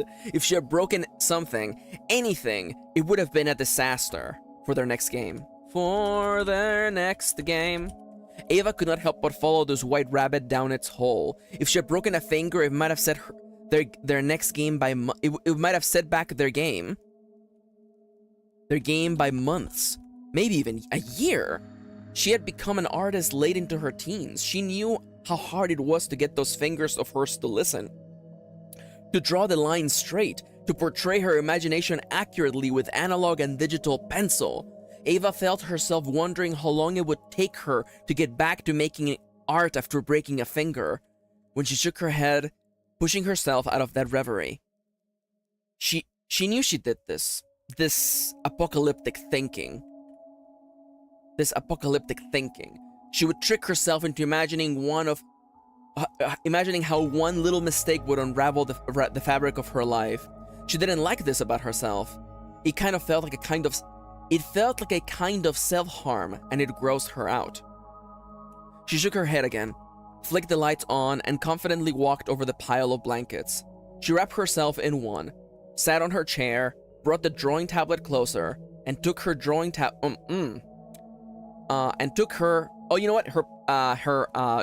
pencil? Her digital, her drawing pen. Brought the tablet closer, and then the drawing pen into her right hand. She used work as a way to escape her thoughts. Inside her canvas, she was in full control. She was the sole arbiter of her creativity. She opened up a blank document and began to sketch. She knew what would come next. Without music, without preamble, without as little as a second thought, she began to work. She began to get lost in between strokes of her pen and glimpses of something only she could see in her mind's eye. But unbeknownst to her, there was something on the floor, right by her door, on the spot that had caused her to slip. This is in fact actually a mention of the mold that's actually in the house, by the way. She didn't see it because the lights were off. Alright, back to Adrian. Adrian blinked his eyes. He had lost track of time again, but this time it wasn't as bad. He knew how he had gotten there. Adrian had worked a lot that day. He was actually rather proud of his code, something he was always very critical of. After so many hours of sitting at the desk, fighting the pangs of hunger in his stomach, he finally decided to get something to eat. Of course, it took him a little bit to get there. Work always had this strange way of holding you hostage at the very last minute. Adrian had some social media posts to write, some emails to get back to, some fan mail he really wanted to review. Next thing he knew, it was hours later. The pain in his stomach was nearly unbearable, and yet he did. He bore with it until he finished every last task, every final box checked. For now. And now he was in the dining room, sitting by himself, an empty bowl in front of him. A box of sugary cereal by his left hand, a carton of milk by his right. The milk must have been out for a while, as it had sweated a little pool of condensation around itself. Adrian looked around. No spoon. He couldn't help but laugh at himself. Had he really forgotten to get a spoon? How was he supposed to eat his cereal now? With his hands, like a savage? Adrian saw a whirl of movement coming from the edge of his vision. He saw a blur move closer through the arch that connected the dining room to the kitchen. He expected to see black and green hair, but that's not what greeted him. Yo, it's Nana! Let's go! The blur came to a stop right next to him, though it wasn't Ava. The height wasn't right. This person was short, just like Adrian. This person also didn't have brown skin like Ava. In fact, this person's skin was lighter than even Adrian's, which made her blue hair stand out that much more. Care for a spoon? Nana said, holding a spoon in one hand. I do, thank you, Adrian replied, smiling. Without saying a word, Nana pulled up the chair next to Adrian and sat down. Nana rested her elbows on the table and returned Adrian's smile with one just as bright. Oh, what a little ray of sunshine she was. A little nosy, but a ray of sunshine nonetheless. How's the game coming along? Nana asked. Oh, it's coming. Oh, it's coming. He never knew what to say when it came to the state of the game. He never really felt like their games were complete until the day they came out. To Adrian, game development felt like one very long and very feverish dream. He would have said so out loud, but he didn't really know where their latest game... Oh, it should be 12th Night, by the way. 12th Night was. It felt like they just started, but then again, he did have a playable demo. The first act of the game was basically set in stone, but that was only one of 4. Okay, how many acts does 12th Night have? 5 acts! Thank you, Internet! But it was only one of 5. Oh, the Internet, you're great. And there was always the chance that some little change would cause him to have to rewrite half the code. Half the code or the script. Adrian wasn't even shocked at the prospect. He half expected it. Just like he half expected Nana to ask about the game every chance she had. She was, after all, their biggest fan. She was, after all, their biggest fan. It was a good thing that she was such a ray of sunshine. You know, you could try out the current version of the game, Adrian said, at last pouring himself some cereal and milk. In that order? No, I don't have to make that joke here. It's in a playable state right now. It's in a playable state. You would be the first person to give it a spin. You'll be the first person, other than us, to give it a spin. Nana shook her head, causing her blue bangs to shake violently. Absolutely not. I would never. Yeah, I figured. Adrian flashed Nana a smile. He knew what was about to come. I may be the president of the Starling Games fan club, but I am not about to allow my relationship with you guys to undermine the player experience. I am a player too, after all. Nana nodded to herself, as though she hadn't given this speech a dozen times before, so I'll play the game like any other player, when it comes out. That's fair, Adrian said, then began taking spoonfuls of his sugary cereal. The two of them shared a little moment of silence. They had known each other for quite a while. Sometimes Adrian felt like he had known Nana his whole life. He was grateful to have such an energetic, positive force in his life. Game development could be such a drag sometimes. It was good to have someone who changed the energy in the room as soon as she walked in. So I was wondering, Nana said, playing with the moisture left over by the carton of milk. Have you seen Casey? She hasn't been in for a few days. Then again, she was quite nosy. Adrian had no interest in talking about Casey, let alone Casey's adventures outside the house. His heart still felt sore. It angered him that Nana would bring it up, but he cooled down soon enough. The sugary cereal gave him a quick high. And really, it wasn't Nana's fault that Adrian and Casey had been icy lately. I don't know where she is, Adrian said. It was true. He didn't know where Casey was. He wanted to believe that he didn't care either, but that was not true. He cared. He worried about her. He wished that she cared about him. No, this needs to change. He wished that... She wished they hadn't argued. He wished she hadn't said what she did. And he hadn't done what he did. Say, Adrian, I'm sorry if this is a weird thing to ask. Nana look away, embarrassed, but not about to stop being nosy. Are you and Casey still... You know. Nana's incomplete sentence was a perfect encapsulation for the way Adrian felt about him. Felt about Casey! Felt about Casey. What were they? Were they still friends? Were they still partners? Casey and Ava were still on good terms, at least he assumed. He assumed they were on good terms. He wasn't about to ask those two to pick. That just felt like a shitty thing to do. The world was so shitty already, he didn't have to make things worse. And really, he didn't know what Casey was thinking. He wanted to think that maybe, after so many years of knowing one another, that he would have an idea of what was going through her head. But he didn't. Casey was a mystery to him.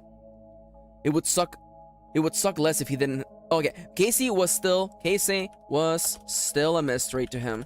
Still a mystery to him.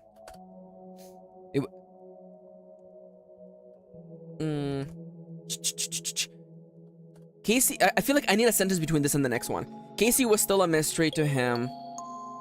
If only. Adrian sighed.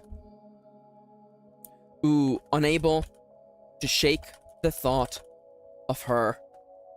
It would be easier. It would be easier if he didn't love her so damn much. There we go, that's better. Alright, and that's time! Hey, chat. Hey, chat. How you all doing? 12th, what a terrible word to try to spell. It's so true! It's so true. Hello, gamers. Hello, gamers. How y'all doing? So what did I miss? Head first into a political abyss. Head first into the abyss. Kitty's eating pretzels? Yo, pretzel pog? Now listen, we can all agree, like, pretzel snacks are okay, but like soft pretzels though are superior to hard pretzels. You know, when I put up my when I put up the Dark Souls of pretzels, I ask for it super extra soft. Oh no, Chip says I tried new chips today and I think I'll be washing my teeth until next year begins. Wow, that sucks. See, that's why I'm a big fan of current chips. I like current chips. At Chippities. Yo, almost ready to send off a commission process for a friend? Yo, chips! Hell yeah. Soft pretzel with big salt flakes? Absolutely. Chip tomes. Chip tomes. Mundies! Mundies? You can moon these nuts. I'm sorry. I'm bonking myself. Okay, we're on break. So, as we like to do on breaks, you are allowed to ask me questions. Ask me questions about writing, about whatever. I am going to... I made me a whole name generator for people and towns and 100 jobs and roles. Yo, let's go! I love that. Boo? Yeah, honestly, that's fair. I deserve that. So, honey mustard or cheese dip? Oh my god. Oh my, yo, honey mustard or cheese dip? I mean, like, the cheese dips does sound kind of nice. Alright. By the way, I'm up on my feet. The face tracking is broken, by the way. I'm gonna... eating a burger with no honey mustard. Eating a burger with no cheese dip. Okay, I'm gonna stretch... I'm stretching to the ceiling. I am gonna T-pose to assert my dominance. Waiting for the little tug on my back. There we go. And now I'm gonna bend down and touch my toes. Thank you, Chips. Eating a cheese dip with no burger. Eating a cheese dip with no burger. Eating a cheese dip with no burger. Pennywise, show care. All right. Honestly, we're not doing too bad. It's funny because a part of the thing that people don't understand about writing books is that, okay, oh, here we go. The culture around making a book is really similar to the culture around toxic gamers, where the sense of like suffering is a point of pride. Having a bad time is a point of pride for some people. For instance, the people who are like, no, see, I like Dark Souls because it's mean and it doesn't hold your hands, and you have a bad time until you don't. And much like it, there are authors who are like, no, see, like, I like writing because it sucks ass and I have to rewrite everything and I like nothing of what I made. And well, I'm not saying that's not valid. Honestly, like, sometimes you do write good lines. Like, you know, like, I've been like, you know, this whole process has been like, that line is good, that line is good. Yeah, Ronnie says, and to that I say, I have real life for that, yeah. Charlie says, also, if you're suffering while writing, write something else, try a different scene / skip ahead, or write something else entirely. Charlie says, turns out when you're not having fun while writing, it's because the scene sucks, slim out. Yep. Me holding back my chronic tendinitis fueled anger whenever another artist is like, XD, I'm gonna get carpal tunnel, XD. Absolutely. Absolutely. I don't have the parish fool sound, but I assume that oh, hi, Sufufu! Welcome back. Welcome. Hi, Sufifi! I'm editing the novel. I'm basically doing like an audiobook, basically. Dallas says, I like Dark Souls 2 and played it, though I played it through it because I was able to get help from friends. Yeah! Yeah, like, people are always like, don't co-op in Dark Souls, and I'm like, it's a mechanic in the game? It's a mechanic in the game, huh? Like, you don't have to get summons if you don't want to. But what if I want to summon my friends to fight? What if I want to beat the Temple Guardians with them? What if I want to fight the Flexile Sentry with my friends? What if the Ruin Guardians? Excuse me. Listen. Why would I suffer by myself when I can summon a friend and we can suffer together? Yeah, we're back again. We're back at it again, by the way. Give me easy mode. So, fun fact, actually. I am almost done 100%ing a little game called Brrr Steam. I actually, this game, I've had so much fun playing this game. It's called Brrr. It's one of those like auto shooter kind of like games. I've almost finished getting every achievement, and in the settings for the game, you can actually turn up your damage, lower health for the enemies and speed for the enemies, and it doesn't affect anything. It doesn't keep you from getting achievements. I haven't messed with it because I've been having fun. I think the difficulty is actually pretty good for me. But I like that in the settings, they're like, yeah, fuck it. Make the enemy health 1%, do it. I don't care. And I'm like, yeah, you go, Brrr. Also, it's literally $4. It's a great game. Anyways. Yeah. Kitty says, not having an easy mode in a video game is an accessibility issue. You can't change my mind.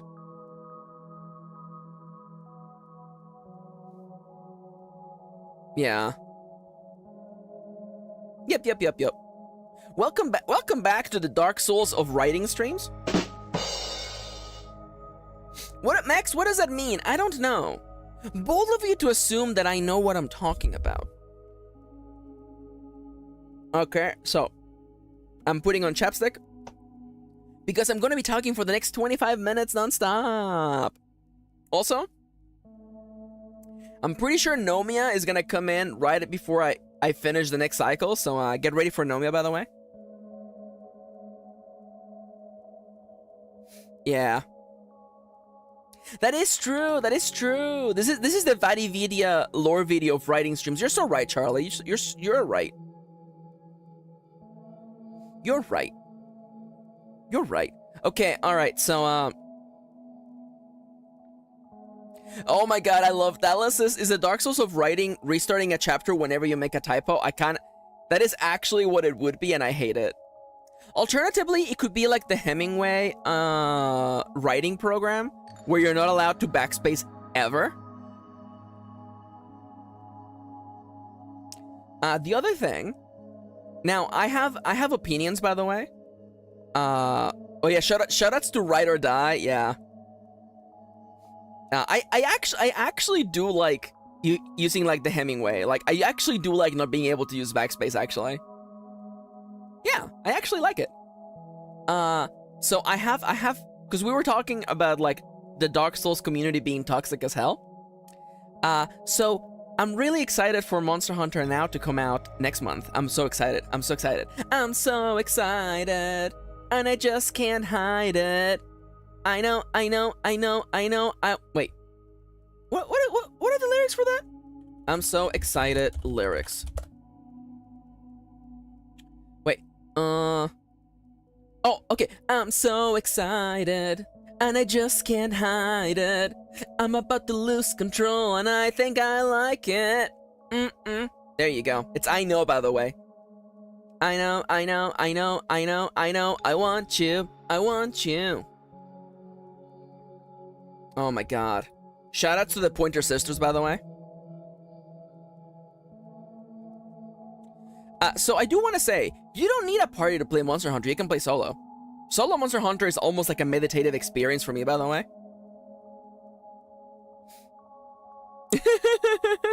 But, okay, so the thing I was gonna say, by the way. Irina says, what are some easy things to draw and recognize that start with a she sound? Sheep, shark. Sheep is actually a really good answer. So Monhunt is fun with a party, but it's also fun by yourself.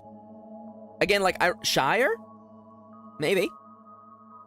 Is it things to draw? Shop. Shop is also good. At the Pokemon Shuckle. Shackles. Shack. A shack.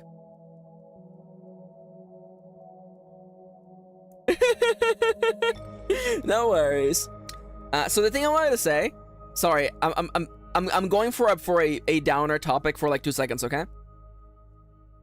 I've been really excited for Monhunt, so I was like, ooh, are there any Monhunt videos? And all the Monhunt videos I find are from like 2 YouTubers who both suck ass. They're both super negative, super like ableist YouTubers, and I'm just like, oh, okay, all right, yeah. So I forgot this. The Monhunt community on YouTube sucks ass. I forgot about that. Yeah. Oh, you were playing Earthbound? Let's go! Yo, exciting. Yeah. Now, again, like I gotta tell you, you know, a little while ago, I went the way of the Great Sword. The Great Sword, let me just tell you, okay? It's a huge hunk of metal that you could hardly describe as a sword. And you hit the monster approximately 4 times with it. If you're good enough, you only hit the monster 4 times. So, when I was playing the Great Sword, and I was grinding, I was doing the same fight over and over because it was fun. I was fighting Magnamalo, or Maggie as we like to call them, Maggie. And I was fighting Maggie over and over, and it became a meditative experience. I would be like, yep, I tackle through this move, I have super armor, I don't break my guard, I go into charge level 2, I tackle again, charge level 3, cut the tail. It was just such a nice meditative experience. Like I would have, yeah, Magnamalo was so hard the first time. That's why I love the flagship monster in every Monhunt game. Really does the thing where they are nearly impossible the first time, and then afterwards, after practice, you're like, oh, Magnamalo has a bunch of tails. The secret for fighting Magnamalo is break the arms, cut the tail. Don't let it get strong. Yeah, you will pay attention to the status effects, yeah. Honestly, one of my favorite monsters is Can I show you the Maggie plush? Okay. Oh yeah. I'll show the Maggie plush. Okay. Monster Hunter Magna Malo plush. I love him. I love him. Trigger warning. This is the Crunchyroll store, by the way. You know what? There you go. Everyone, look at him. He's stout. He's shaped like Yanto. There you go. Just look at him, by the way. We have him. I can literally I'm holding him in my hands right now. He's so chunky. He's so good. Yo, Nomia's awake before their alarm. Hi, Nom Noms. Welcome back. Welcome. Welcome. He's very comfy. Hi, Nomia. Wah. Magna Malo. Yeah, it's Maggie. Nomia, let's play Monhun. Wow. I guess this is as good time as any to inform you that I will be playing Monhun with Nomia this weekend. That's right. Monster Hunter collab with on Nomia stream. Let's go. Nomia and I was like, Nomia, we should play Monhun. And Nomia was like, yo, we should just play Monhun. And I'm like, we should. And Nomia, being the absolute goat, was like, how about we just schedule it? How about we just schedule the stream? And I'm like, you know what? That's smart. That's smart.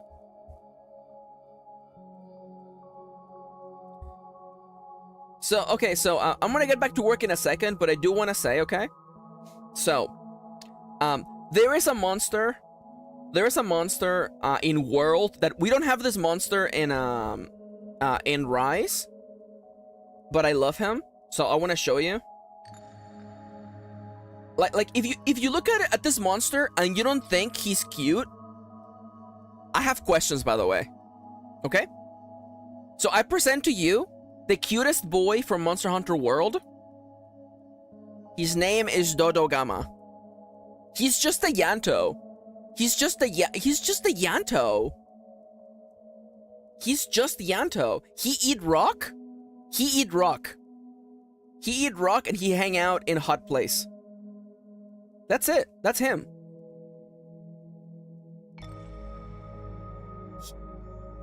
Also, there is in fact a plushie of him, and we do in fact own this plushie, by the way. Yanto eats rocks? Yep. He's so cute. He's also a complete punching bag. By the way. I'm trying to look art that I can show you on stream, but unfortunately, someone drew horny art of Dodogama, which I'm very troubled by. Why is there so much horny art? Oh, okay, this one is so cute. Oh my god, look at him. Look at him. I love this. Oh my god, I want to squish him. I mean, there are two spheres there. I mean, yeah. Baby! Monster fucker world, yeah. He's big. He eat rock. That's it.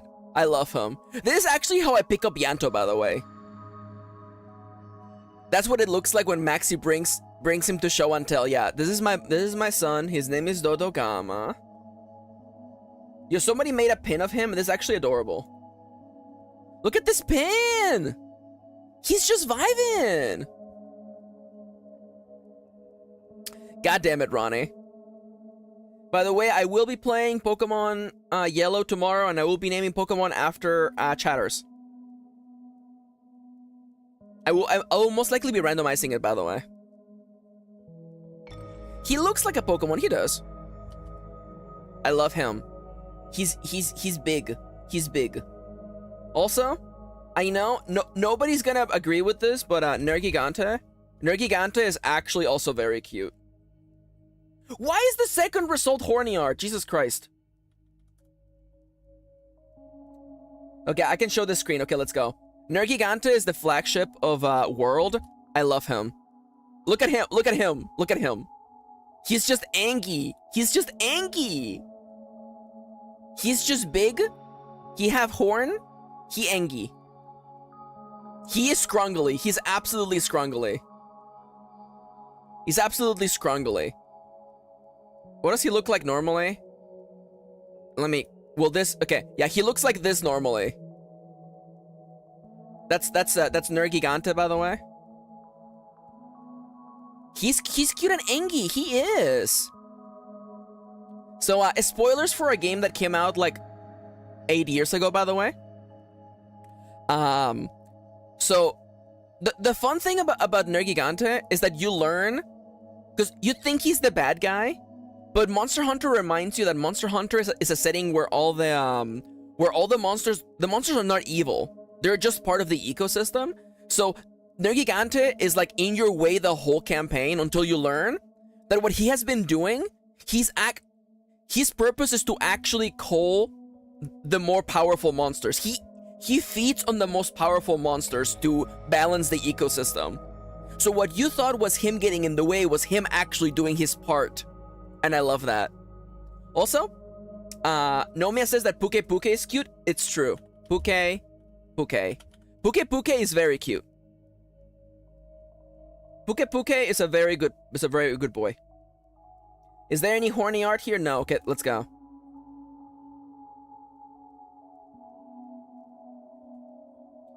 Look at him! Oh, look at him in stories! He's so cute in stories. I just want the image, man. Listen. He's so cute in stories. Look at him! Yeah. So, Wolfie asks, aren't players just poachers? No. As a hunter, you're a member of the guild, and the guild is very careful about what monsters they put bounties on. Also, you only hunt monsters that are invading on human territory or are causing problems for the environment. There is lore. There is lore. It's Puke Puke. Look at him. He's such a little weirdo. Look. Oh, wow. Look at this high-res render. Holy crap. Look at this high-res render. Look at this high-res render. The Switch could never. And no worries. I know the lore. Guys.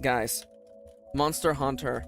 So the thing you gotta understand, the thing you don't know about me, by the way, or maybe you know and I'm about to remind you, is that I have been playing Monhun since the first one. I played the first Monster Hunter online. Kitty and I, we were cleaning our boxes to make space for board games, and as I was cleaning boxes, we found my original boxed copy with the manual of Monster Hunter for the PS2. Oh, hi, Victor. Welcome back. Welcome. Victor says the whole hunting business in Monster Hunter is surprisingly well thought out. Yep. The first Monster Hunter came out in 2004. It was 2004. Yo, Victor, by the way, we have new emotes, by the way. Alright. Oh my god, the god-awful... I did not watch the god-awful Monster Hunter movie. Alright, please don't curse me. Oh my god, the Puke Puke armor in Monhun Stories looks so cute. Mew and Victor, yes. Oh, by the way, those emotes now show up on the screen too, by the way. Example? Yeah.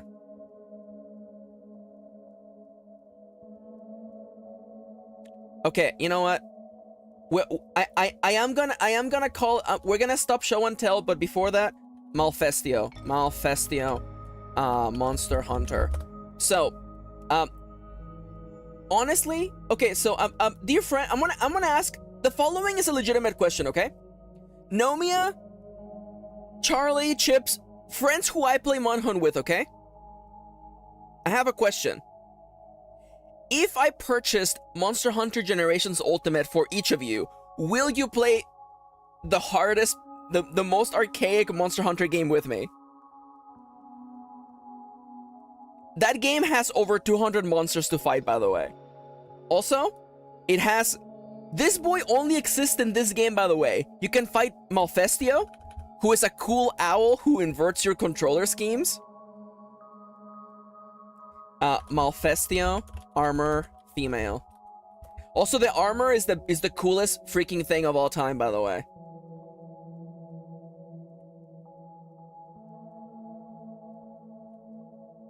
Yo, the Malfestio armor is so dope. Look at this freaking Velvet Room attendant, by the way. Look at the Velvet Room attendant. Instead on Switch, it is only on Switch. It is only on the Switch. Look at this Velvet Room attendant look, by the way.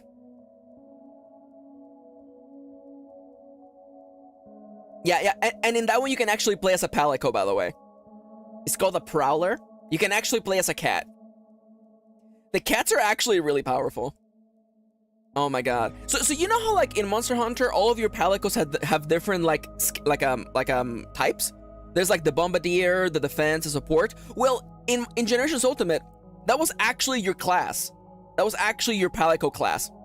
So the Bombardiers could actually like use more bombs, the support had more support abilities. It's basically a MOBA. It's basically like a MOBA. Nomiya says I would try, but it would be hard and I would give up. No, you know what? We're gonna make it to G rank. Also, that's not eyebrows. That's like the crown. Wait a minute. What systems did Monster Hunter 1 come out on? PS2. PlayStation 2. Okay, so I have been beating around the bush. I'm gonna give you all like a minute to get all the nonsense out of you, and then we're gonna get back to writing, okay? Oh, it's a MOBA? No. Playing as a Prowler is basically a MOBA because you have abilities on cooldowns. Playing as a Palico, you're basically playing a MOBA. You don't even use items as a Palico. It's so weird. Imagine playing Monster Hunter, but you don't have items. Monhunt is too big brain for me. No, Victor, just go hammer. Just go hammer and go bonk bonk. OMG, is anyone streaming a PS2 game today? You know, now that I'm thinking about it, I do believe there's this really, really funny, very handsome streamer. Their name is Nomiya Vikshi. Today they're streaming the end of their playthrough of Bratz, the movie, the game, the stream.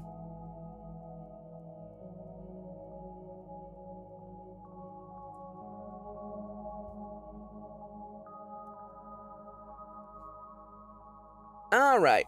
Wow, they sound so cool. They really do. Yeah. One day I hope that I can be their friend. Yeah, one day I hope that I go on their stream and they tell me all about their favorite anime character, called Luto from Hunter x Hunter. Max, I'm gonna tune down the nonsense. How similar is the original Bratz to Monhunt to Monhunt? So I would say, well, they both have a quest structure. I would say that they're probably about as impenetrable. I would say the boss variety is also probably about the same. I mean, you're not even supposed to fight Kezu until the post-game, now that I think about it. So yeah, you know. By the way, for anyone who knows Monster Hunter Rise, yes, Kezu is all the way from the very, very first Monster Hunter game. Kezu was there day one. You had to beat the game to get to him. Fantastic, yep. Fight that Keso. Stinky fella. He's not stinky. He's just like very moist. Yeah, there's also the fashion hunter. Yeah, it's true.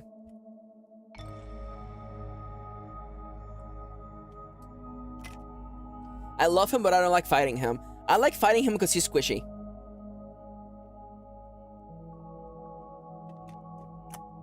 Also, I like how they managed to finally animate him and give him justice.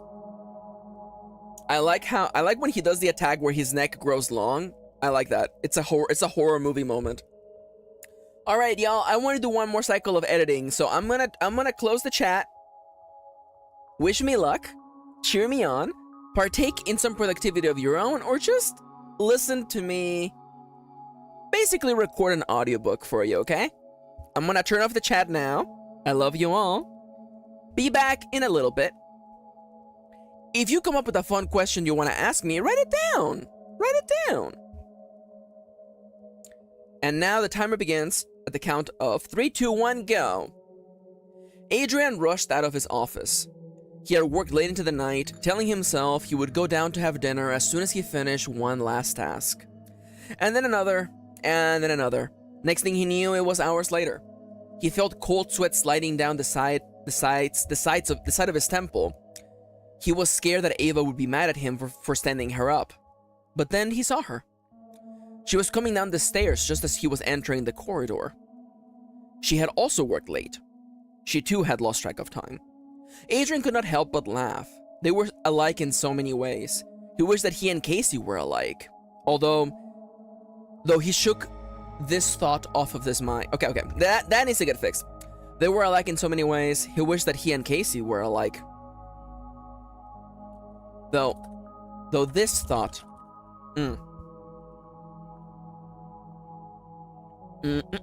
He wished that he and Casey were alike. Though he soon shook this thought. He ran up to meet Ava, calling out to her, when suddenly his voice sounded very quiet. There was a crash next to him. Adrian panicked. His first thought was that Ava had fallen down the stairs, and so he rushed forward, but he quickly came to a stop. Ava was still going down the stairs, her face turning towards the source of the sound. The crash had come from near him, from behind him. The crash had not come from the crash had not been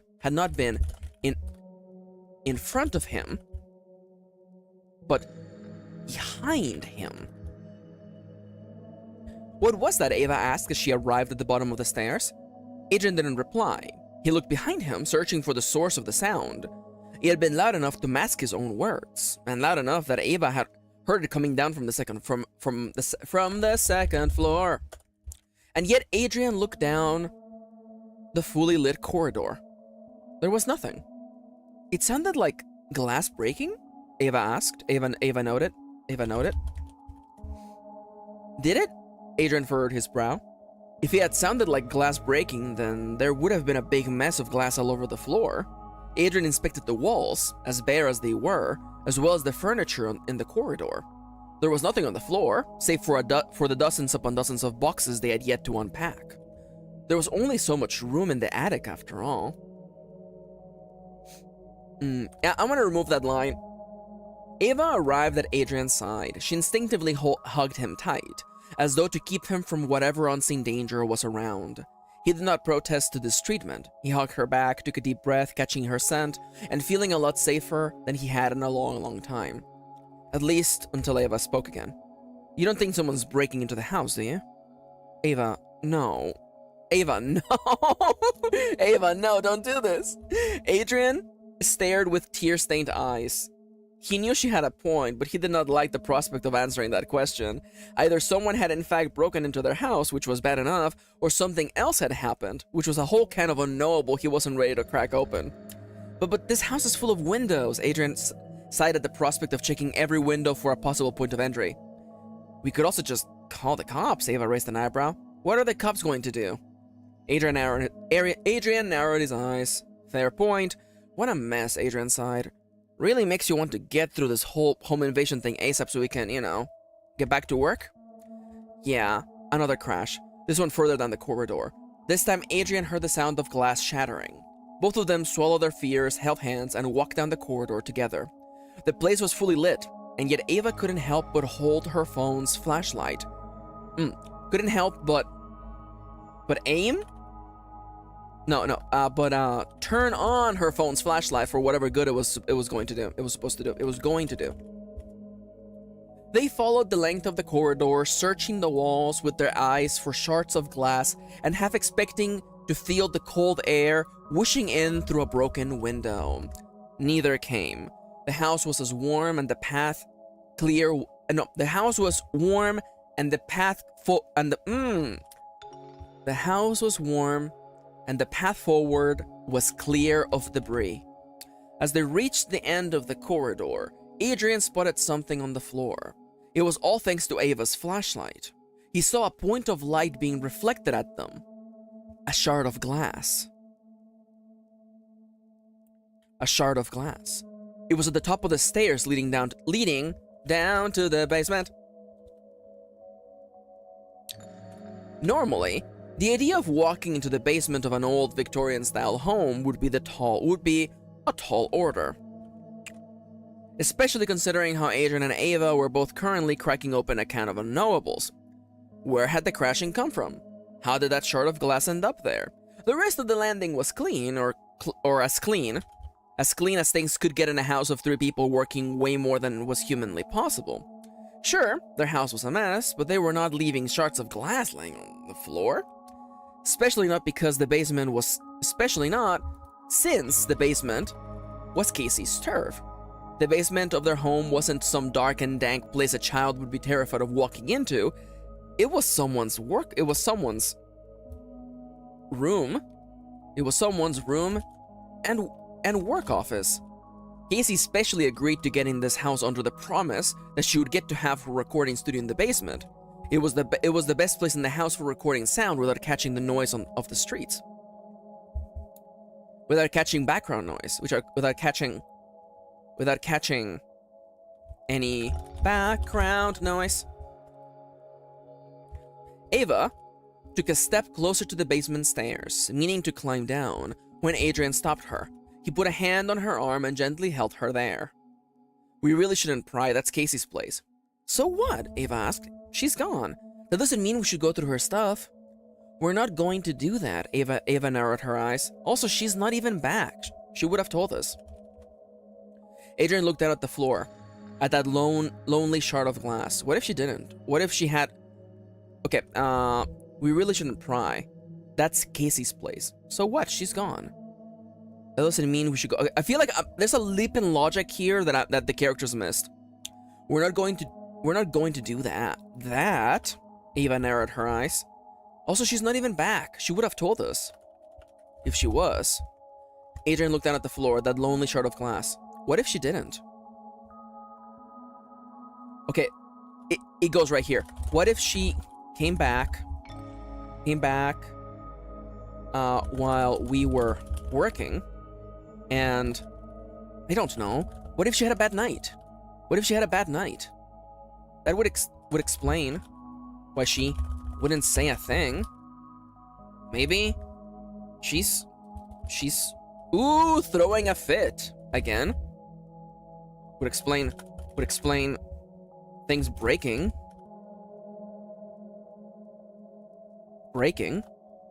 Ooh. Adrian noticed his tone of voice growing heated. So he... Ooh. Adrian noticed his tone of voice growing... notice his voice growing heated. And hated it. He loved Casey. He had no right to say things like that. He shook his head and continued and added and spoke. Maybe we should just let her be. But there came another crash. Ava and Adrian looked down the stairs. The sound had come from the basement. There was no doubt. As they stared into the darkness, they saw a line cast across the wall. There was light in the room. The door was slightly ajar, and light was pouring out. Maybe there was someone there. Instead of holding her back, Adrian was now pulling Ava towards him, away from the basement, away from the shard of glass, away from the strange sounds. We should leave her alone. Adrian typed away at his desk. The light of morning peered through his window. He was up early today. He had been having trouble sleeping again, a condition that only seemed to be fixed by working more. A condition that only seemed to be fixed, that seemed to only be... medicated? Medicated by working more. I like that. He knew this couldn't be healthy, but it worked for him. He was making games, he was successful. Was that not enough? Was that not worth losing some sleep? He battled these thoughts much like the characters in his games battled themes of dread and despair. He often created games where winning was never sweet. It was always vinegar, never honey. He wondered if he was maybe projecting a part of him, a part of the way in which he viewed the world onto his games. Although this seemed like a question with a simple answer, he wasn't so sure. After all, he wasn't the only person making that game. It wasn't his vision, it was theirs. Adrian let his fingers rest on the worn-out keys. He slammed the backspace key several times. He rewrote the same sentence a couple times, never satisfied with the result. He leaned back on his chair, taking in a deep breath. He looked out the little window of his office. Had he really been working through the night? Was it morning again? Was it morning already? Already? Again? This isn't right. There came a creak from the other side of the room. It was the door. Adrian turned his head, expecting to see Ava, and once again being greeted by another friendly face. How's the game making going? It was Nana, nosy as ever. You know, Adrian rested his tired hands on the back of his neck. For someone who doesn't want to know about our games until they're out, you sure love spoiling yourself on the little details. I'm not spoiling myself on nothing. Oh, it has to be nothing. Nothing. I'm not spoiling myself on nothing, Nana said, with the energy of a child trying to trick their parent into thinking they weren't lying.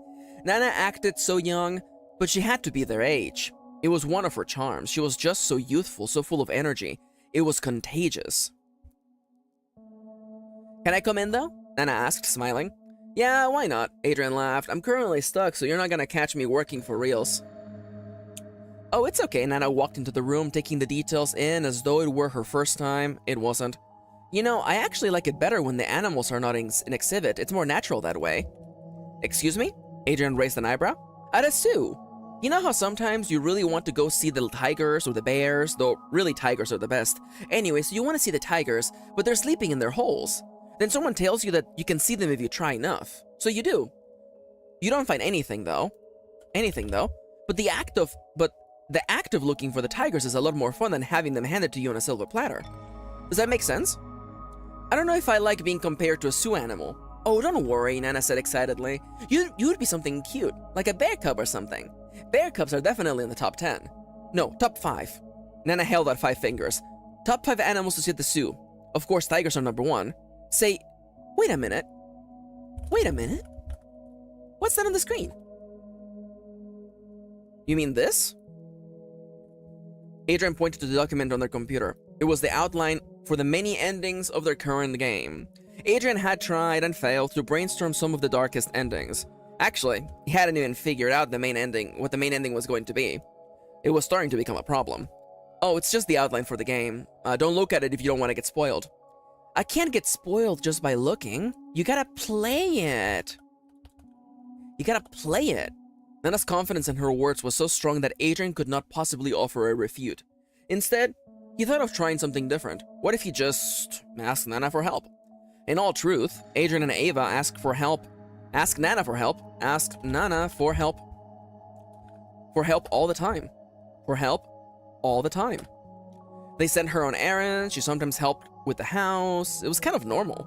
Well, it was weird. But a normal kind of weird. Normal kind of weird, considering the strange life of Starling Games. Up until now, Adrian had not really asked for Nana's opinion. Though she was their number one fan.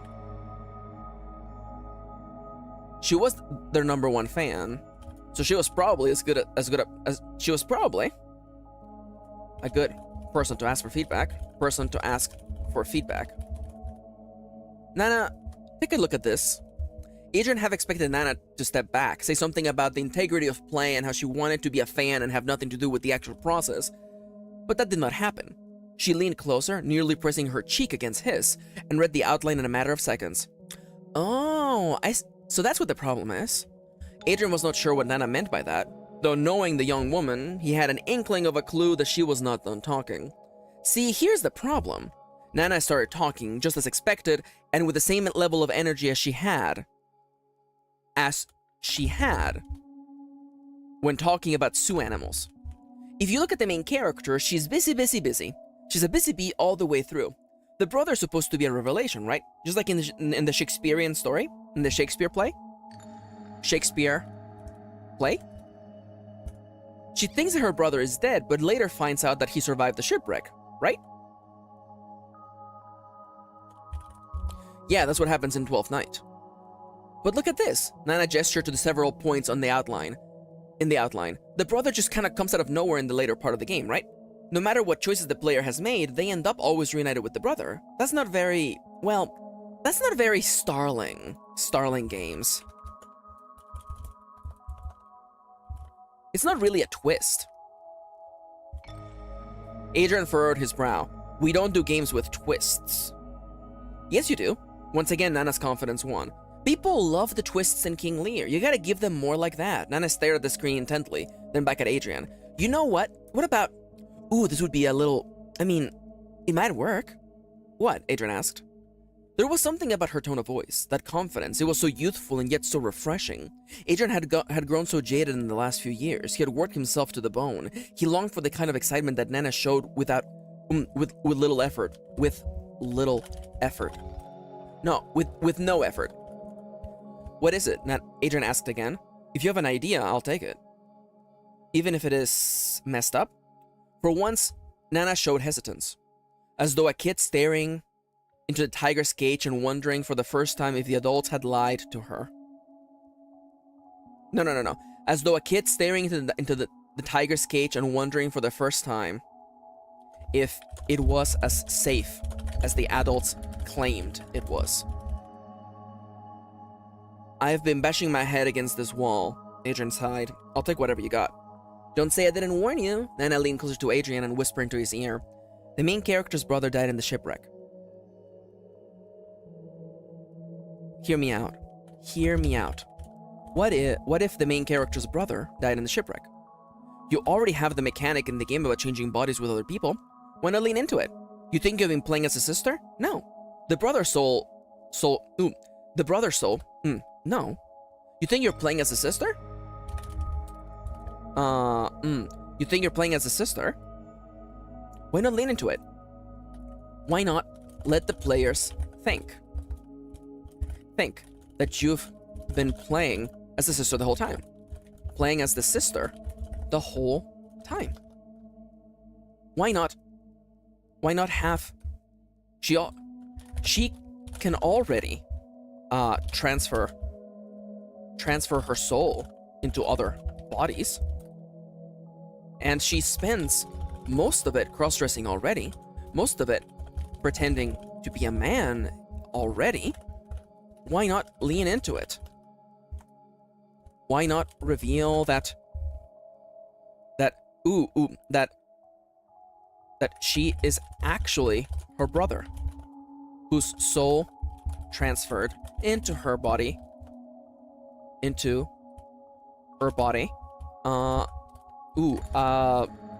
during the shipwreck. That way, when you reveal that the brother's been... That way, the spoiler isn't my brother is dead. That way, the real twist isn't that your brother is dead, but that you have actually been the brother all along. And switching souls cost the player to kill their own sister. Sister hours before, sister well before they pressed start. They pressed start on the main menu. You were never playing as a sister. You were never playing as a sister, Adrian gasped. That explains why she chooses that. That's one way. That was one way. That's. I mean, she is. Instead of a character who's genderqueer, we have a character who is presenting how they actually perceive themselves. You were never playing as a sister. You were never playing as a sister. That's just damn cruel. It's so messed up, Nana. This is messed up. Ah! I keep pressing that button. This is messed up. I told you. Nana said in sing-song. She took a step back as though admiring her work. That completely changes the flow of the story, Adrian said, already typing at full speed. That means the goal the story establishes can't be achieved, and that's just tragic. You can't save your brother, you're him. Your sister is gone, and so is your body. This feels like you will never be reunited. Reunited, and it feels so good. With her, or with your own body. There's just... This feels like a game you can't win. This feels like a game... This feels like a game you can't win. Always vinegar, never honey. Satisfied with doing her one good deed of the day, Nana left the room, thinking of getting some snacks for the hard-working Adrian. Back inside the office, though, the young man was typing fast enough to make his fingers ache. This is what game development is supposed to be. This makes sense. Adrian could feel his chest burning with excitement. This fixes everything. I know the endings now. Adrian stopped. He looked at what he had typed. He thought of what it meant. The next words escaped his lips without him realizing it. People are going to hate us for this. Act 3, Scene 1. There was something delightful about working until his body could not do so any longer. It was a kind of addiction, a drive to see how far he could push himself to the edge without falling. This reminded him that he was human after all. Ooh, to take a peek into the abyss without being swallowed. Oh, what a human thing to do. The most human thing to do. Adrian looked at himself in the mirror and smiled. He had lost track of time. Day became night, became day, became night again. Soon, rays of light would peek through the bright blinds of the bedroom, would pierce through the blinds of the bedroom. Soon he would allow himself to fall into dreamless stupor, but not yet. Adrian splashed water on his face. He dried it. He looked at himself again. Yes, he looked tired. This was now a badge of honor for him. He loved his work, though he was not sure if the feeling was mutual. Oftentimes, it felt like a kind of abusive relationship. It felt like just take the kind out of here. It felt like an abusive relationship. He gave the work all he had, and the work gave him purpose, money, fame. Adrian searched the other side of the mirror for an answer. He never really cared for any of those things, and yet he was happy, and yet he was satisfied. He felt like he was an exception. He was the only person in the world who could wear himself silly, making something just to make it, and manage to sleep soundly at night. But not yet. Adrian took off his ghost-shaped earrings, took off his clothes. He was not the only one. On the mirror's reflection, he caught Ava's eyes on him, his body, his form. He looked at her, her naked body, her naked form. He loved her so much, though he was not sure if he understood the strange substance that caused her to love him. The same substance that caused Casey to love him. It was all a mystery to him. Come on, let's go. Her words lifted his spirits, filled him with excitement. Sleep would come, but not yet. Hold on, just one more thing, Adrian said. He opened the medicine cabinet and reached for his bottle of pills. He cracked it open, dug around inside, while still looking at Ava in the mirror. Looking at the Ava in the mirror, and felt something odd. The bottle was empty. He took his eyes off hers and looked into the bottle. There was nothing there. Hadn't he just filled the prescription? Hadn't he just gotten it from the pharmacy? Adrian searched his memory, that barren wasteland, trying to find proof of how many he had taken, of how many pills he had taken. He couldn't have taken too many. He was too busy working. He only took them in the morning and at night. And maybe his mind wasn't doing too good, but he had been doing better. But why was it empty? But then, why was the bottle empty? Adrian was about to say something. Adrian, I'm gonna finish this, by the way. Adrian was about to say something. Adrian, see, if a sentence trips you up reading it out loud, it needs fixing. Adrian was about to say something. Ask Ava if she knew, but something came over him then. He felt her arms around him, her desire to have him close. She could not wait any longer. Adrian made a mental note to ask her later.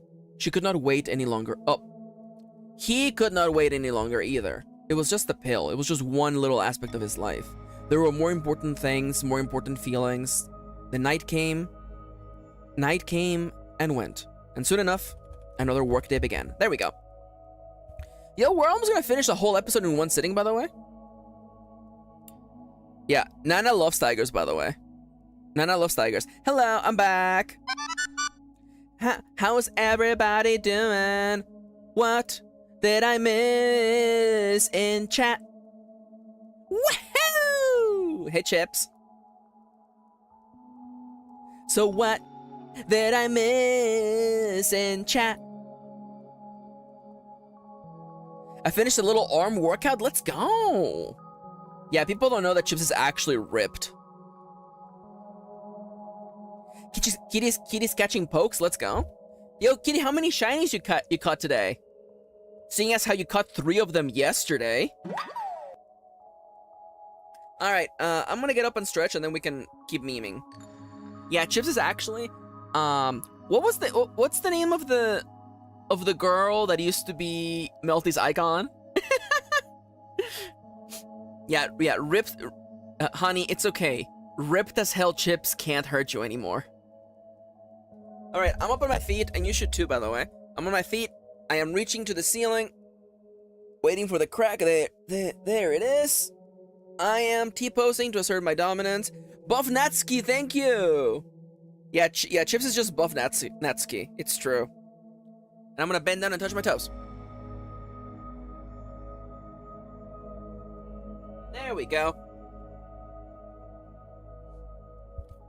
There we go. Chips is just buff, okay? Ripped as hell Chips can't hurt you, but would they? No worries, Melty, you're good. Alright, we got a couple minutes of nonsense, so if anybody got any nonsense they wanna bring up, go right ahead. I'm gonna take a sip of water and I'm gonna put chapstick on my lips. Yo, Nomi is back from their Style Savvy store? Hell yeah. Had to restock real quick. Chip says the chances are unlikely, but never 0. Yeah. I appreciate that. Honestly? Yeah, listen, I think buff Chips should be allowed to destroy a couple people a day. Just to make a point of it, you know?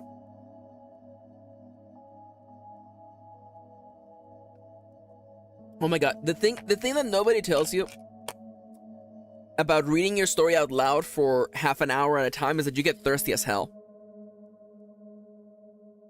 Yo, Marble Lily, hell yeah. As a treat, yeah. Chip should be allowed to destroy 1 or 2 fools a day as a treat. Kind of, like, what's a good, like, wrestling move gif? What's a good wrestling gif that can be like Chip's finishing move, by the way? Oh, the people's elbow? I mean, the people's elbow is pretty good. The people's elbow. Elbow gif. I mean, like, the people's elbow is pretty good. Also known as The Rock's finishing move, by the way. There you go. Yeah, so when Chips is gonna destroy you, they do this, by the way. Yeah, Chips, like, slides forward a little bit, gestures to the crowd, and then just kapow. Isn't there a Nichio moment where one of the girls does a suplex? Maybe. Yo. The people's eyebrow though.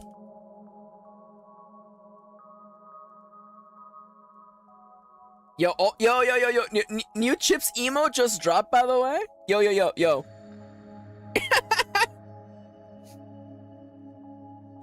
Me on my way to beat you. Chips on their way to beat you up, by the way. Chips on their way to beat you up, by the way. What's Nichijou, by the way? Nichijou. What the hell's Nichijou? Oh, it's that! Suplex. I'm literally looking up the suplex, yeah. Oh, no. The old man suplexes the deer. That's what you were thinking about. By the way, here's the gif that Nomia's thinking about, by the way. Man suplexes deer, by the way.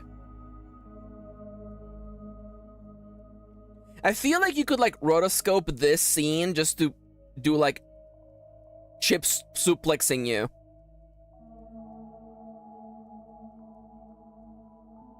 Yeah, I do love that. Oh my god. Yeah, Chip says, no, you can diss OnStars, but I will throw down for Chrono Cross. I have so many complex feelings on Chrono Cross. Oh my god. I have so many complex thoughts about Chrono Cross, it's not even funny.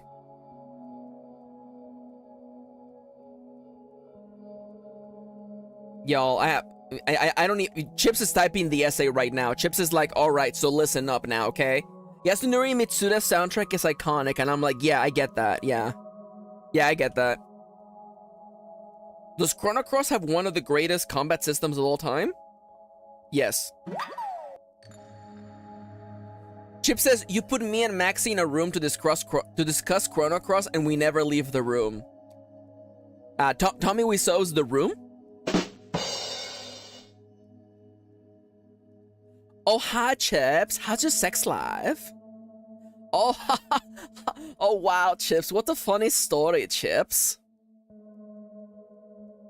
We can't go back. Yeah, Chips. We never left. Wake up, honey. You're still in the room. Wake up, honey. You're still in the room. All right. We're still in the room. We're still in the room. Oh my god. Honestly, you know what? I'm gonna say it, okay? I'm gonna say it, okay? God, I love men again. Chips gets up in the morning, rips off their shirt because of their rippling muscles. And then Chips just says, God, I love men. Nomia. I'm trusting you, Nomia. I'm trusting you, Nomia. Oh, wow. I trusted Nomia. And they actually... 225, thank you. Oh, you mean where everyone replaced? I love that.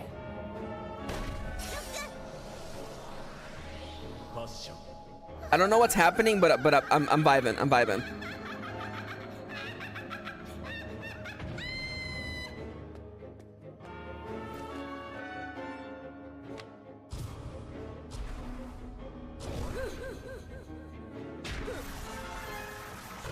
Chips is a blue hair. Okay.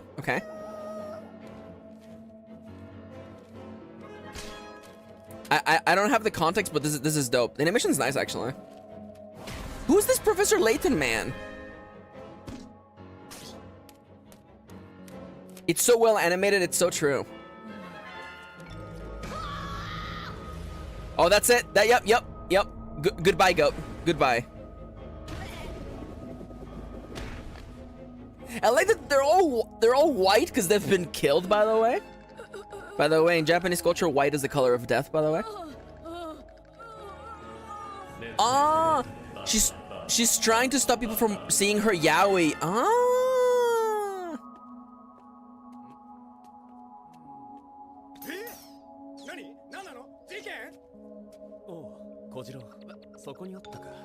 Wait, the guy has a pet goat? Yo. Chips says, I'll show you my yaoi if you ask nicely. I mean, like, It's the only thing we can ask for. It's really all we can say, you know? So here's the dealio. That's Chips' finishing move. It is. It is. They grab your leg and then they like spin you around. Okay, got it. They spin attack, yeah. I would react the same if a cop was going to see my yaoi. That's fair. So, it's like a gator, yeah! That's how a gator breaks your neck, by the way. They spin you right round, baby, right round. Like a record player, right round. Now, I'm thinking, at the pace that I'm going, yippee! Me being spun by a gator slash Chips, yippee! Woohoo! Chips and gators have many similarities. Yeah, Crocs and gators are both cute. Get out of here. Crocs versus gators. They are both. Why make two queens fight? Oh my god! Look at this look at these Yantos, by the way. This is literally a picture of my cat. This is Yanto. Do not separate them. They're brothers. Nomiya says that's how you tell the difference between Crocs and gators. You compare them to Chips. This is literally Yanto. This is Yanto waiting for treats. Yanto is like, hey, it's 7:59 p.m. and I'm starving. Why aren't I being fed? Look at these massive lats, by the way. Look at these massive lats. Just look at these huge boyos. Is still thinking about them? Sharks? Sharks? Crocodiles? Gators? I love them. They're so big. Charlie, I'm gonna open... okay, it opened on the other tab, so I won't be cursed. Oh, this art is beautiful. I love it. Look at them. They're sunbathing. This is an insane watercolor painting. Holy crap. Is skill level 999? Here I am over here with my fucking crayons. Motherfucker over here can do the reflections on watercolor? What the fuck? Yo, you ever want to feel like what you do doesn't matter and that you're never gonna improve? Fucking admire this piece of art.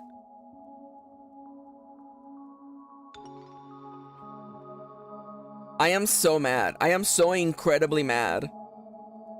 Look at it. This is a fucking watercolor. The lighting, the blue shadows.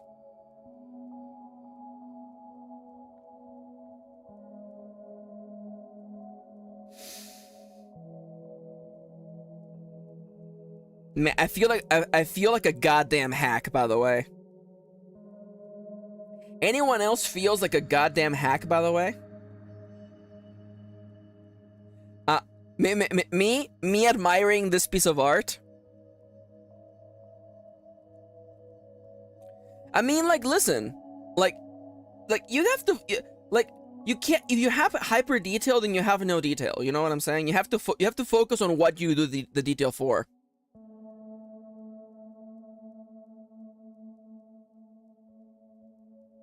By the way, here's a picture of a croc with a croc in its mouth, by the way.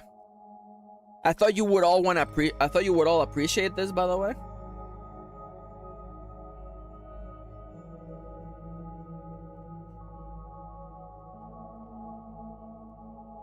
Here's also another picture of a crocodile with a croc in its mouth, by the way. Can we make this a meme image, by the way? Just have like a black box over here that has like the meme message instead, by the way.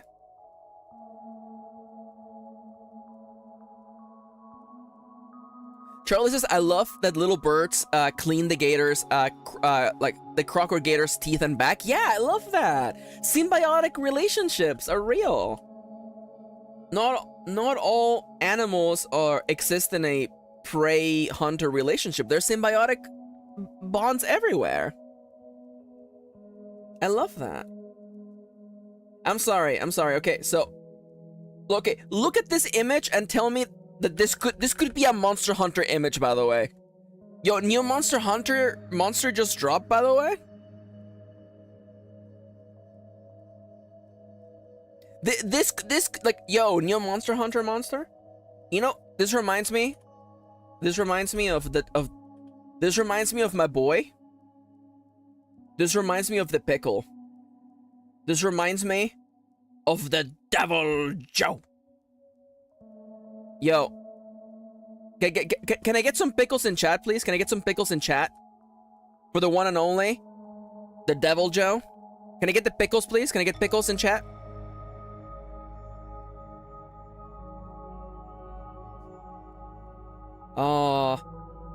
People who have only played Monster Hunter Rise don't understand the love for the pickle. He's just a pickle. He's just a very angry pickle.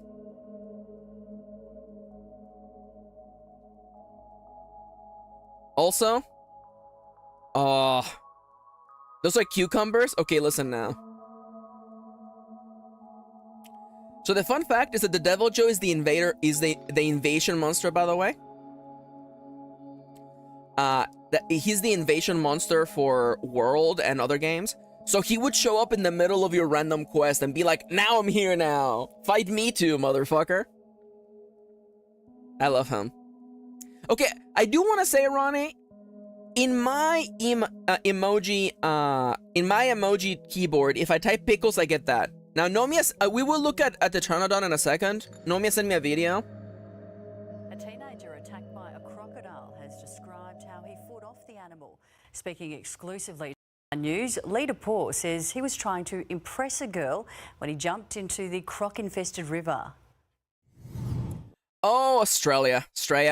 A leap for love, only to land in the jaws of a crocodile. Leader Paul freely admits he's not so smart. How would you describe your own actions? Stupidity. How would you describe your own actions? Fucking dumb as hell?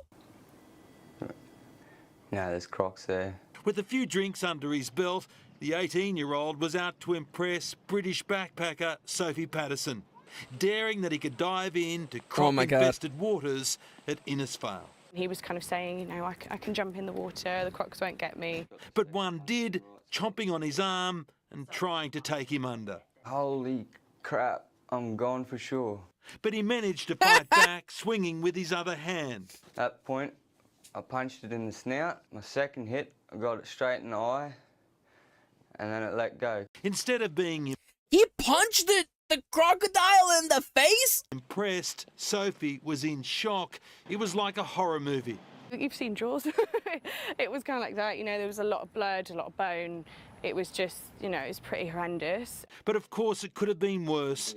Just hours later, a croc is now being blamed for a fatal attack on a spear fisherman south of Cairns. Lee's encounter with what was a 3-metre... What? This was a nice, lighthearted story. Why'd you gotta bum me out like that? croc left him with broken bones and scores of stitches. He'll be scarred for life, but he survived and he's still smitten. She's beautiful. Oh my god. Caring and Oh kind. my god. Didn't know there was a croc there. Yeah, you didn't know... Okay, yeah. I just done it for Sophie. Damien Ryan, 9 News. Yeah. Joester says, I'm just surprised. Oh, good night, Daz. Have a lovely night. Take care. Bye-bye. So long, Bowser. Joester says, I'm just surprised the croc didn't do more damage. Well, that's what happens when you roll really high on your defense rolls.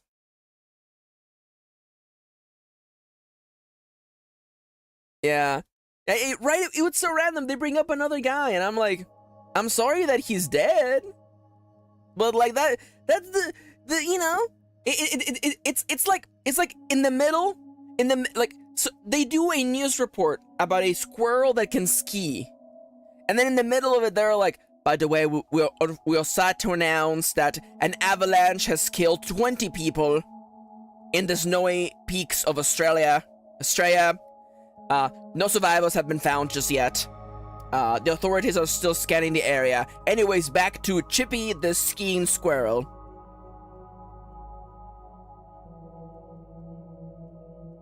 Did you like my news reporter voice, by the way? People did not understand whether the skiing squirrel was a matter of happenstance or some sort of activity organized by the news media. Nonetheless, the avalanche killed 22 people and might have slayed even more had it not been stopped by the brave squirrel. Thank you, thank you, thank you, thank you. The man claimed to have punched a crocodile in the face. I like Nomi being like, that is like interrupting California, like Los Angeles news with Florida. It's like, meanwhile, in Florida, meanwhile, this non sequitur. He tripped and fell on his co-worker. People in chat, could you please type messages that you would like me to read in my news story report voice. I'm getting a news report that Dale Wasson in chat has caught an execute and an executor. More details to follow in the next hour. Tuesday in it. Oh my god, Ronnie, I love that video. My husband, it appears that the husband had a horrible accident. It appears that he tripped and fell all over his co-workers. It would take 54 hours to drive from Perth to Cairns. It appears that it would take 54 hours to drive from Perth to Cairns. Though more details unfolding. It's a dedicated croc. Yeah, you know? Yeah, what is that story supposed to say? Is the story implying that the crocodile got in a car? Like, because this young man punched the crocodile in the face, that crocodile went on to move to the other side of the continent and freaking kill the man in revenge? We are not sure if these two attacks are linked, but people do believe that the assailant was in fact crocodile-shaped. We will keep you updated as to the identity of the crocodile in future reports. Yeah, I mean, like, I know there's a Christian Minecraft server, but I will play that bit. You know what? He tripped and fell. Clip. Is this the clip? Boys were sick. Okay, let's go. All right, everybody, prepare yourselves. The following bit is not safe for work, by the way. Our boys were 6 weeks old. My husband had a terrible accident.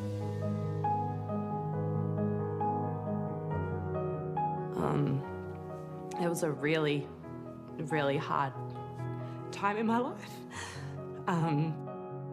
He tripped and fell and landed in his co-worker's vagina, and he's still stuck there.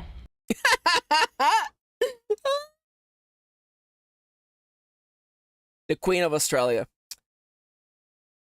He had a horrible... It appears that the man in question had a horrible accident. He tripped and fell into his co-worker's vagina, and many believe that he is still there.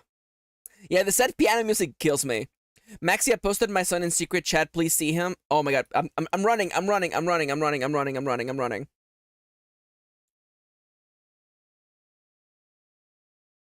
I wanna see your son. Chips, I love your son. Look at him. Yo, that's my stream. Yo, that's me. I'm in the background. Yo, Chips, it's me. That's my keyboard. Oh my god. Yo, is that the art book for Bravely Default in the background? Sorry, you should know better than to send me a picture, by the way, because I always look at the background of all the pictures, by the way. Is that Bravely Default? Computer enhance. You should know better than to, like, have the stuff in your background of your photo. Nice crocheting, by the way. It is? I love that. Yo, so what icons does Chips have open on their computer? Computer enhance. Google Chrome, huh? Well... okay, I see. Okay, yo, Sunny? It's Sunny? 4 p.m.? I'm sorry. I love him, though. He's so soft. Psychoanalyzing Chips via crop desk image? Absolutely. Well, I have to say that Chips is a very orderly person because their desk is not an absolute goddamn, like, trash fire. Kirin, ace detective. It's true. More like M. Kirin, Demi-ace detective. It's because I'm Demi. That's why. Anyways. Chips, is your keyboard okay? That's my keyboard. I have that same keyboard. Chips got this keyboard because I told him about it. It's a good keyboard.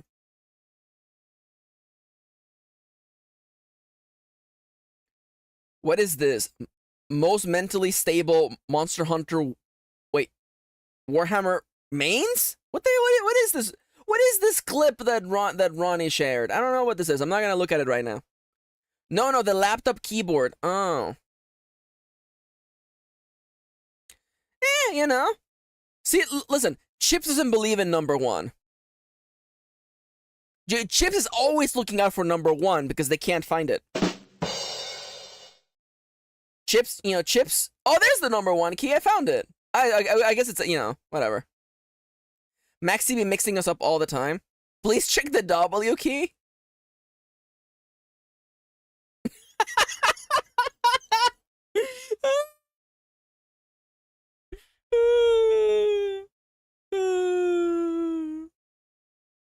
This isn't the worst keyboard I've seen. Computer, enhance. We have found the one key. Yo, the one key? The one key is real?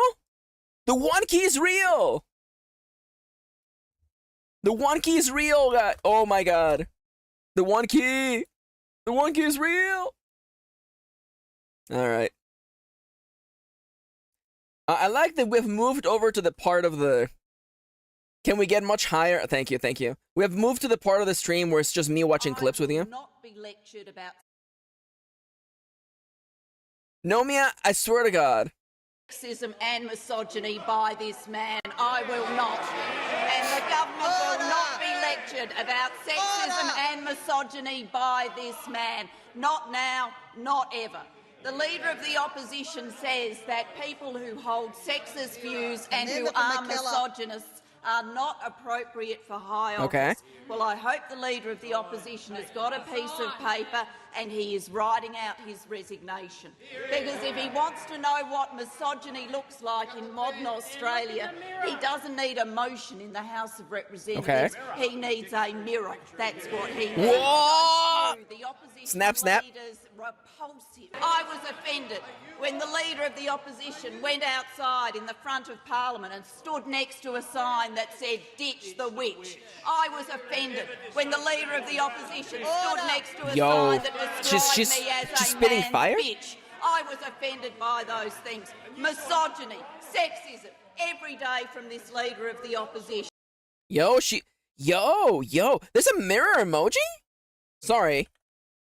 Yo, that's a new emoji. Yo, she's spitting fire? Yo, I can't believe she got away with murdering that man live on stream.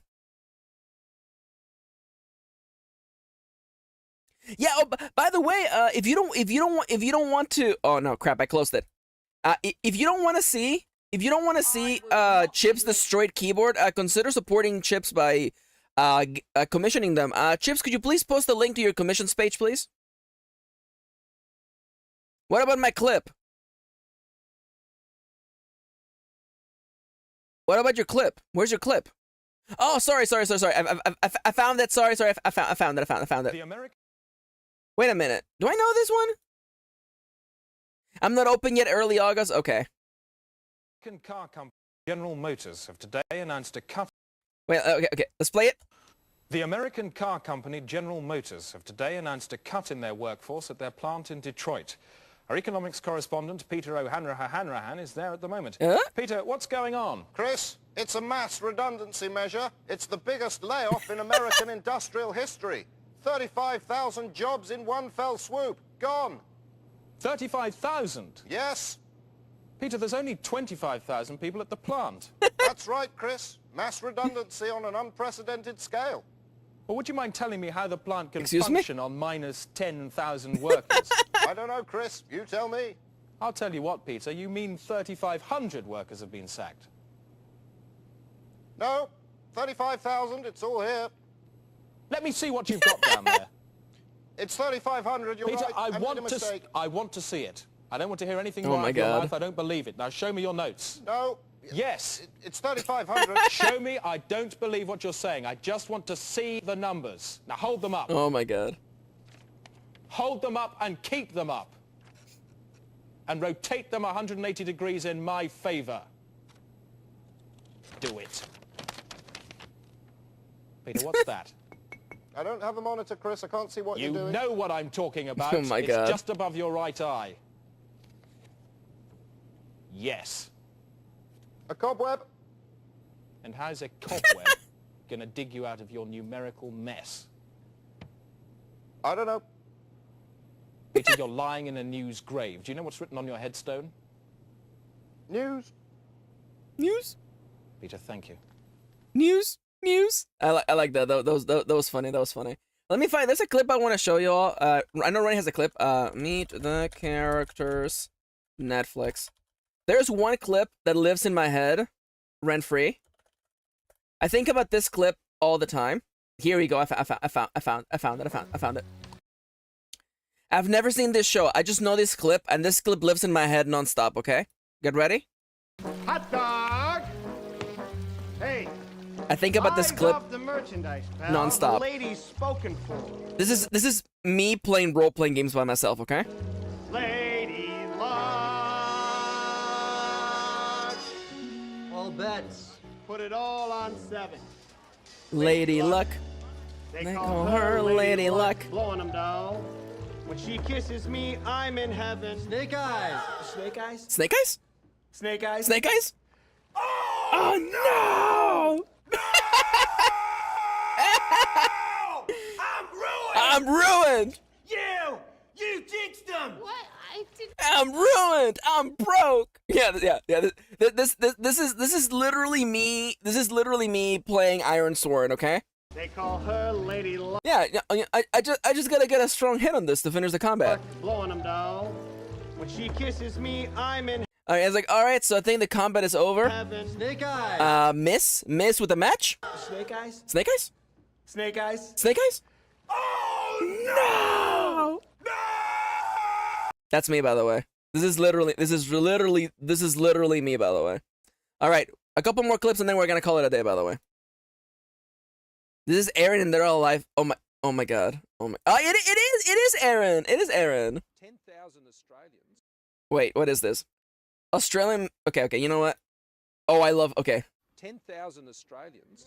It's the project that creates the jobs, and the income limits we've put on. Please. Sure. Let's just move back from there. Yo. Oh my God. Hey guys, I've just reseated that. Yeah, please, off the thing. Oh my God. Sorry, That's so funny. That's all good. Thanks. Oh my God. Australian man interrupts Prime Minister Morrison to say, "Get off my lawn." Oh my God. I love that. I absolutely love that. No chill. No chill.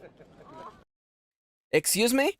Prime Minister Tony Abbott eating a raw onion with skin is not common, but onions Australia celebrate. Excuse me? Very good. Certainly brought a tear to my eye. Excuse me? That was a tear of joy. What a wonderful endorsement for the Australian onion industry. Is it common, though, I mean, we all eat onions, we all love onions, cooked and peeled. Is it common to eat a raw onion? What no, the it's fuck? not common, unfortunately. I wish it was. And certainly not with the skin on. Personally, I would peel it first. But mad props to the PM, and I congratulate him on eating the onion. You say this has provided a boon for the onion. You're telling me this man ate a raw-ass onion with the skin on? Is this... I'm sorry, is this man okay? Saying, can you actually do that? And we said, look, sure you can, but possibly I would go with the Queensland onion because they're a lot more mild, and I would take the skin off first. Very good. Oh, wow. There you go. What the fuck is this clip, man? Okay, is it... Okay, that's the... Okay, so Charlie's is the last one, by the way. Oh my god. Okay. The day today. American car company General Motors have today... Wait. Another really good The Day Today clip. What? ...announced a cut in their workforce at their plant in Detroit. Our economics Charlie, correspondent, Peter... Charlie, this is the one you sent me. O'Hanrahan is there at the moment. Peter, what's going on? Chris? Yeah, that's the same one. That was the same one, buddy. No, Charlie's like, watch it again, Max, and I'm like, you know what? It's a mass redundancy measure. It's the biggest layoff in America. What does it say on your tombstone? News? By the way, while Charlie's grabbing the link, by the way, I want to remind you that there's something we haven't done all stream today. And the answer to that is... the ad read! Welcome to the ad read! This stream is supported by viewers just like you. Do you enjoy the stream? Do you like seeing it without ads that don't feature my face? Support me on coffee.com/mkirin. Your donation gets read live on stream and it supports me directly. All of your money goes to me as opposed to going to a faceless company. Now, if you don't want to support me through coffee, you can also become a YouTube member and get new emotes. I just put emotes yesterday. 3 brand new emotes. The more people we get, the more emotes we get to unlock. By the way, I have books. You can buy my books and read them and play them. I make games, I write fiction. Go check them out. Now, let's say for a second that you do in fact not have any money to give me, and that's perfectly okay. Watching is just good enough. But why not like the stream and subscribing? Please consider doing those things. Liking the stream means that my streams will show up to many more people. It would mean a lot. Don't forget to share it. Anyways, thank you for coming to the ad read, and we're gonna get back to the clip watching right about now. In industrial history. Let's see. What did Charlie share? Let me know if the link went through. Let's see. Huh. Chet is dying for me. Sorry, says Charlie. Oh, here you go. Let's go. I swear to God. Okay. And for a hot second, I'm like, any of these could have been Never Gonna Give You Up by Rick Astley, by the way. Maxi, it's 4 p.m., aka 2 p.m. Yeah, we're gonna watch this and then we're gonna call it a day, by the way. A few moments ago, we received this amateur video footage, which seems to show that the Queen and John Major were involved in some kind of drubbing incident.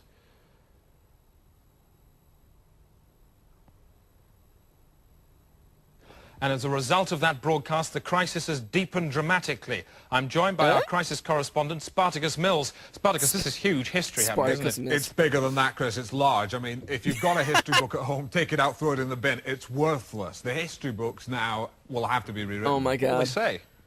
They'll quite simply say, John Major punched the Queen. Everything else will be a footnote. A push for time. Can you sum it up in a word? No. A sound? Okay, that was actually really good. We're push of time. Can you summarize into a word? No. What about a sound? Also, Nomi is so correct, by the way. A real a human being reacting to eating an onion is not just going, oh yeah, that's pretty alright, yeah. He gave me the feeling that guy was eating onions on his free time. A person who has never done that doesn't react to it like, oh yeah, this is just like biting into an apple. Alright, anyways, y'all. Unfortunately, it is time for me to get out of here. There it is. We will be back. We will be back with Pokemon tomorrow. We'll be beginning our playthrough of Pokemon Yellow. I've made a really cute overlay that I hope you all come and check out. Also, I will be naming Pokemon after members of chat randomly. It's gonna be a lottery, so don't forget to come and chat. Aside from that, we'll be continuing the editing of this book next week. But for now, I want to thank you for watching. Thank you for joining me today. And the special message today is actually quite simple. I love you and I'm proud of you and I'm happy that you're here. My good friend Nomia Vikshi is going to be streaming later today. They're going to be finishing Bratz, the movie, the game, based on the TV show, The Stream. So I recommend definitely go check that out. Oh my god, yes. If we get a Mr. Mime, I will definitely name it after Seku for sure. Yeah, thank you for all the clips, friendos. It's time for me to get out of here. So, thank you for joining me. Thank you for making me a little part of your day. And I will see you all tomorrow.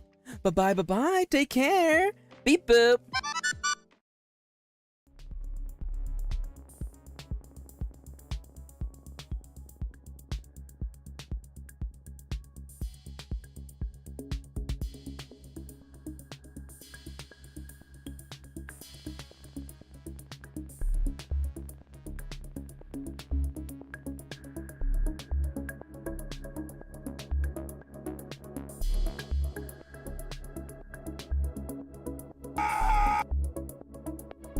If you heard it, no you didn't.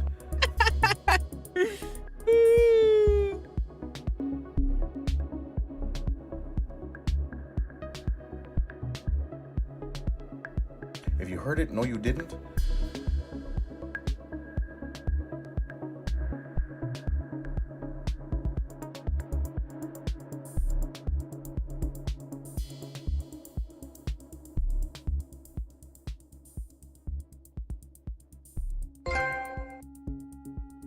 Congratulations, you have unlocked the Miss with the Match ending. All on 7. Lady Luck. They call her Lady Luck. Blowing them down. When she kisses me, I'm in heaven. Snake eyes. Snake eyes? Snake eyes? Oh,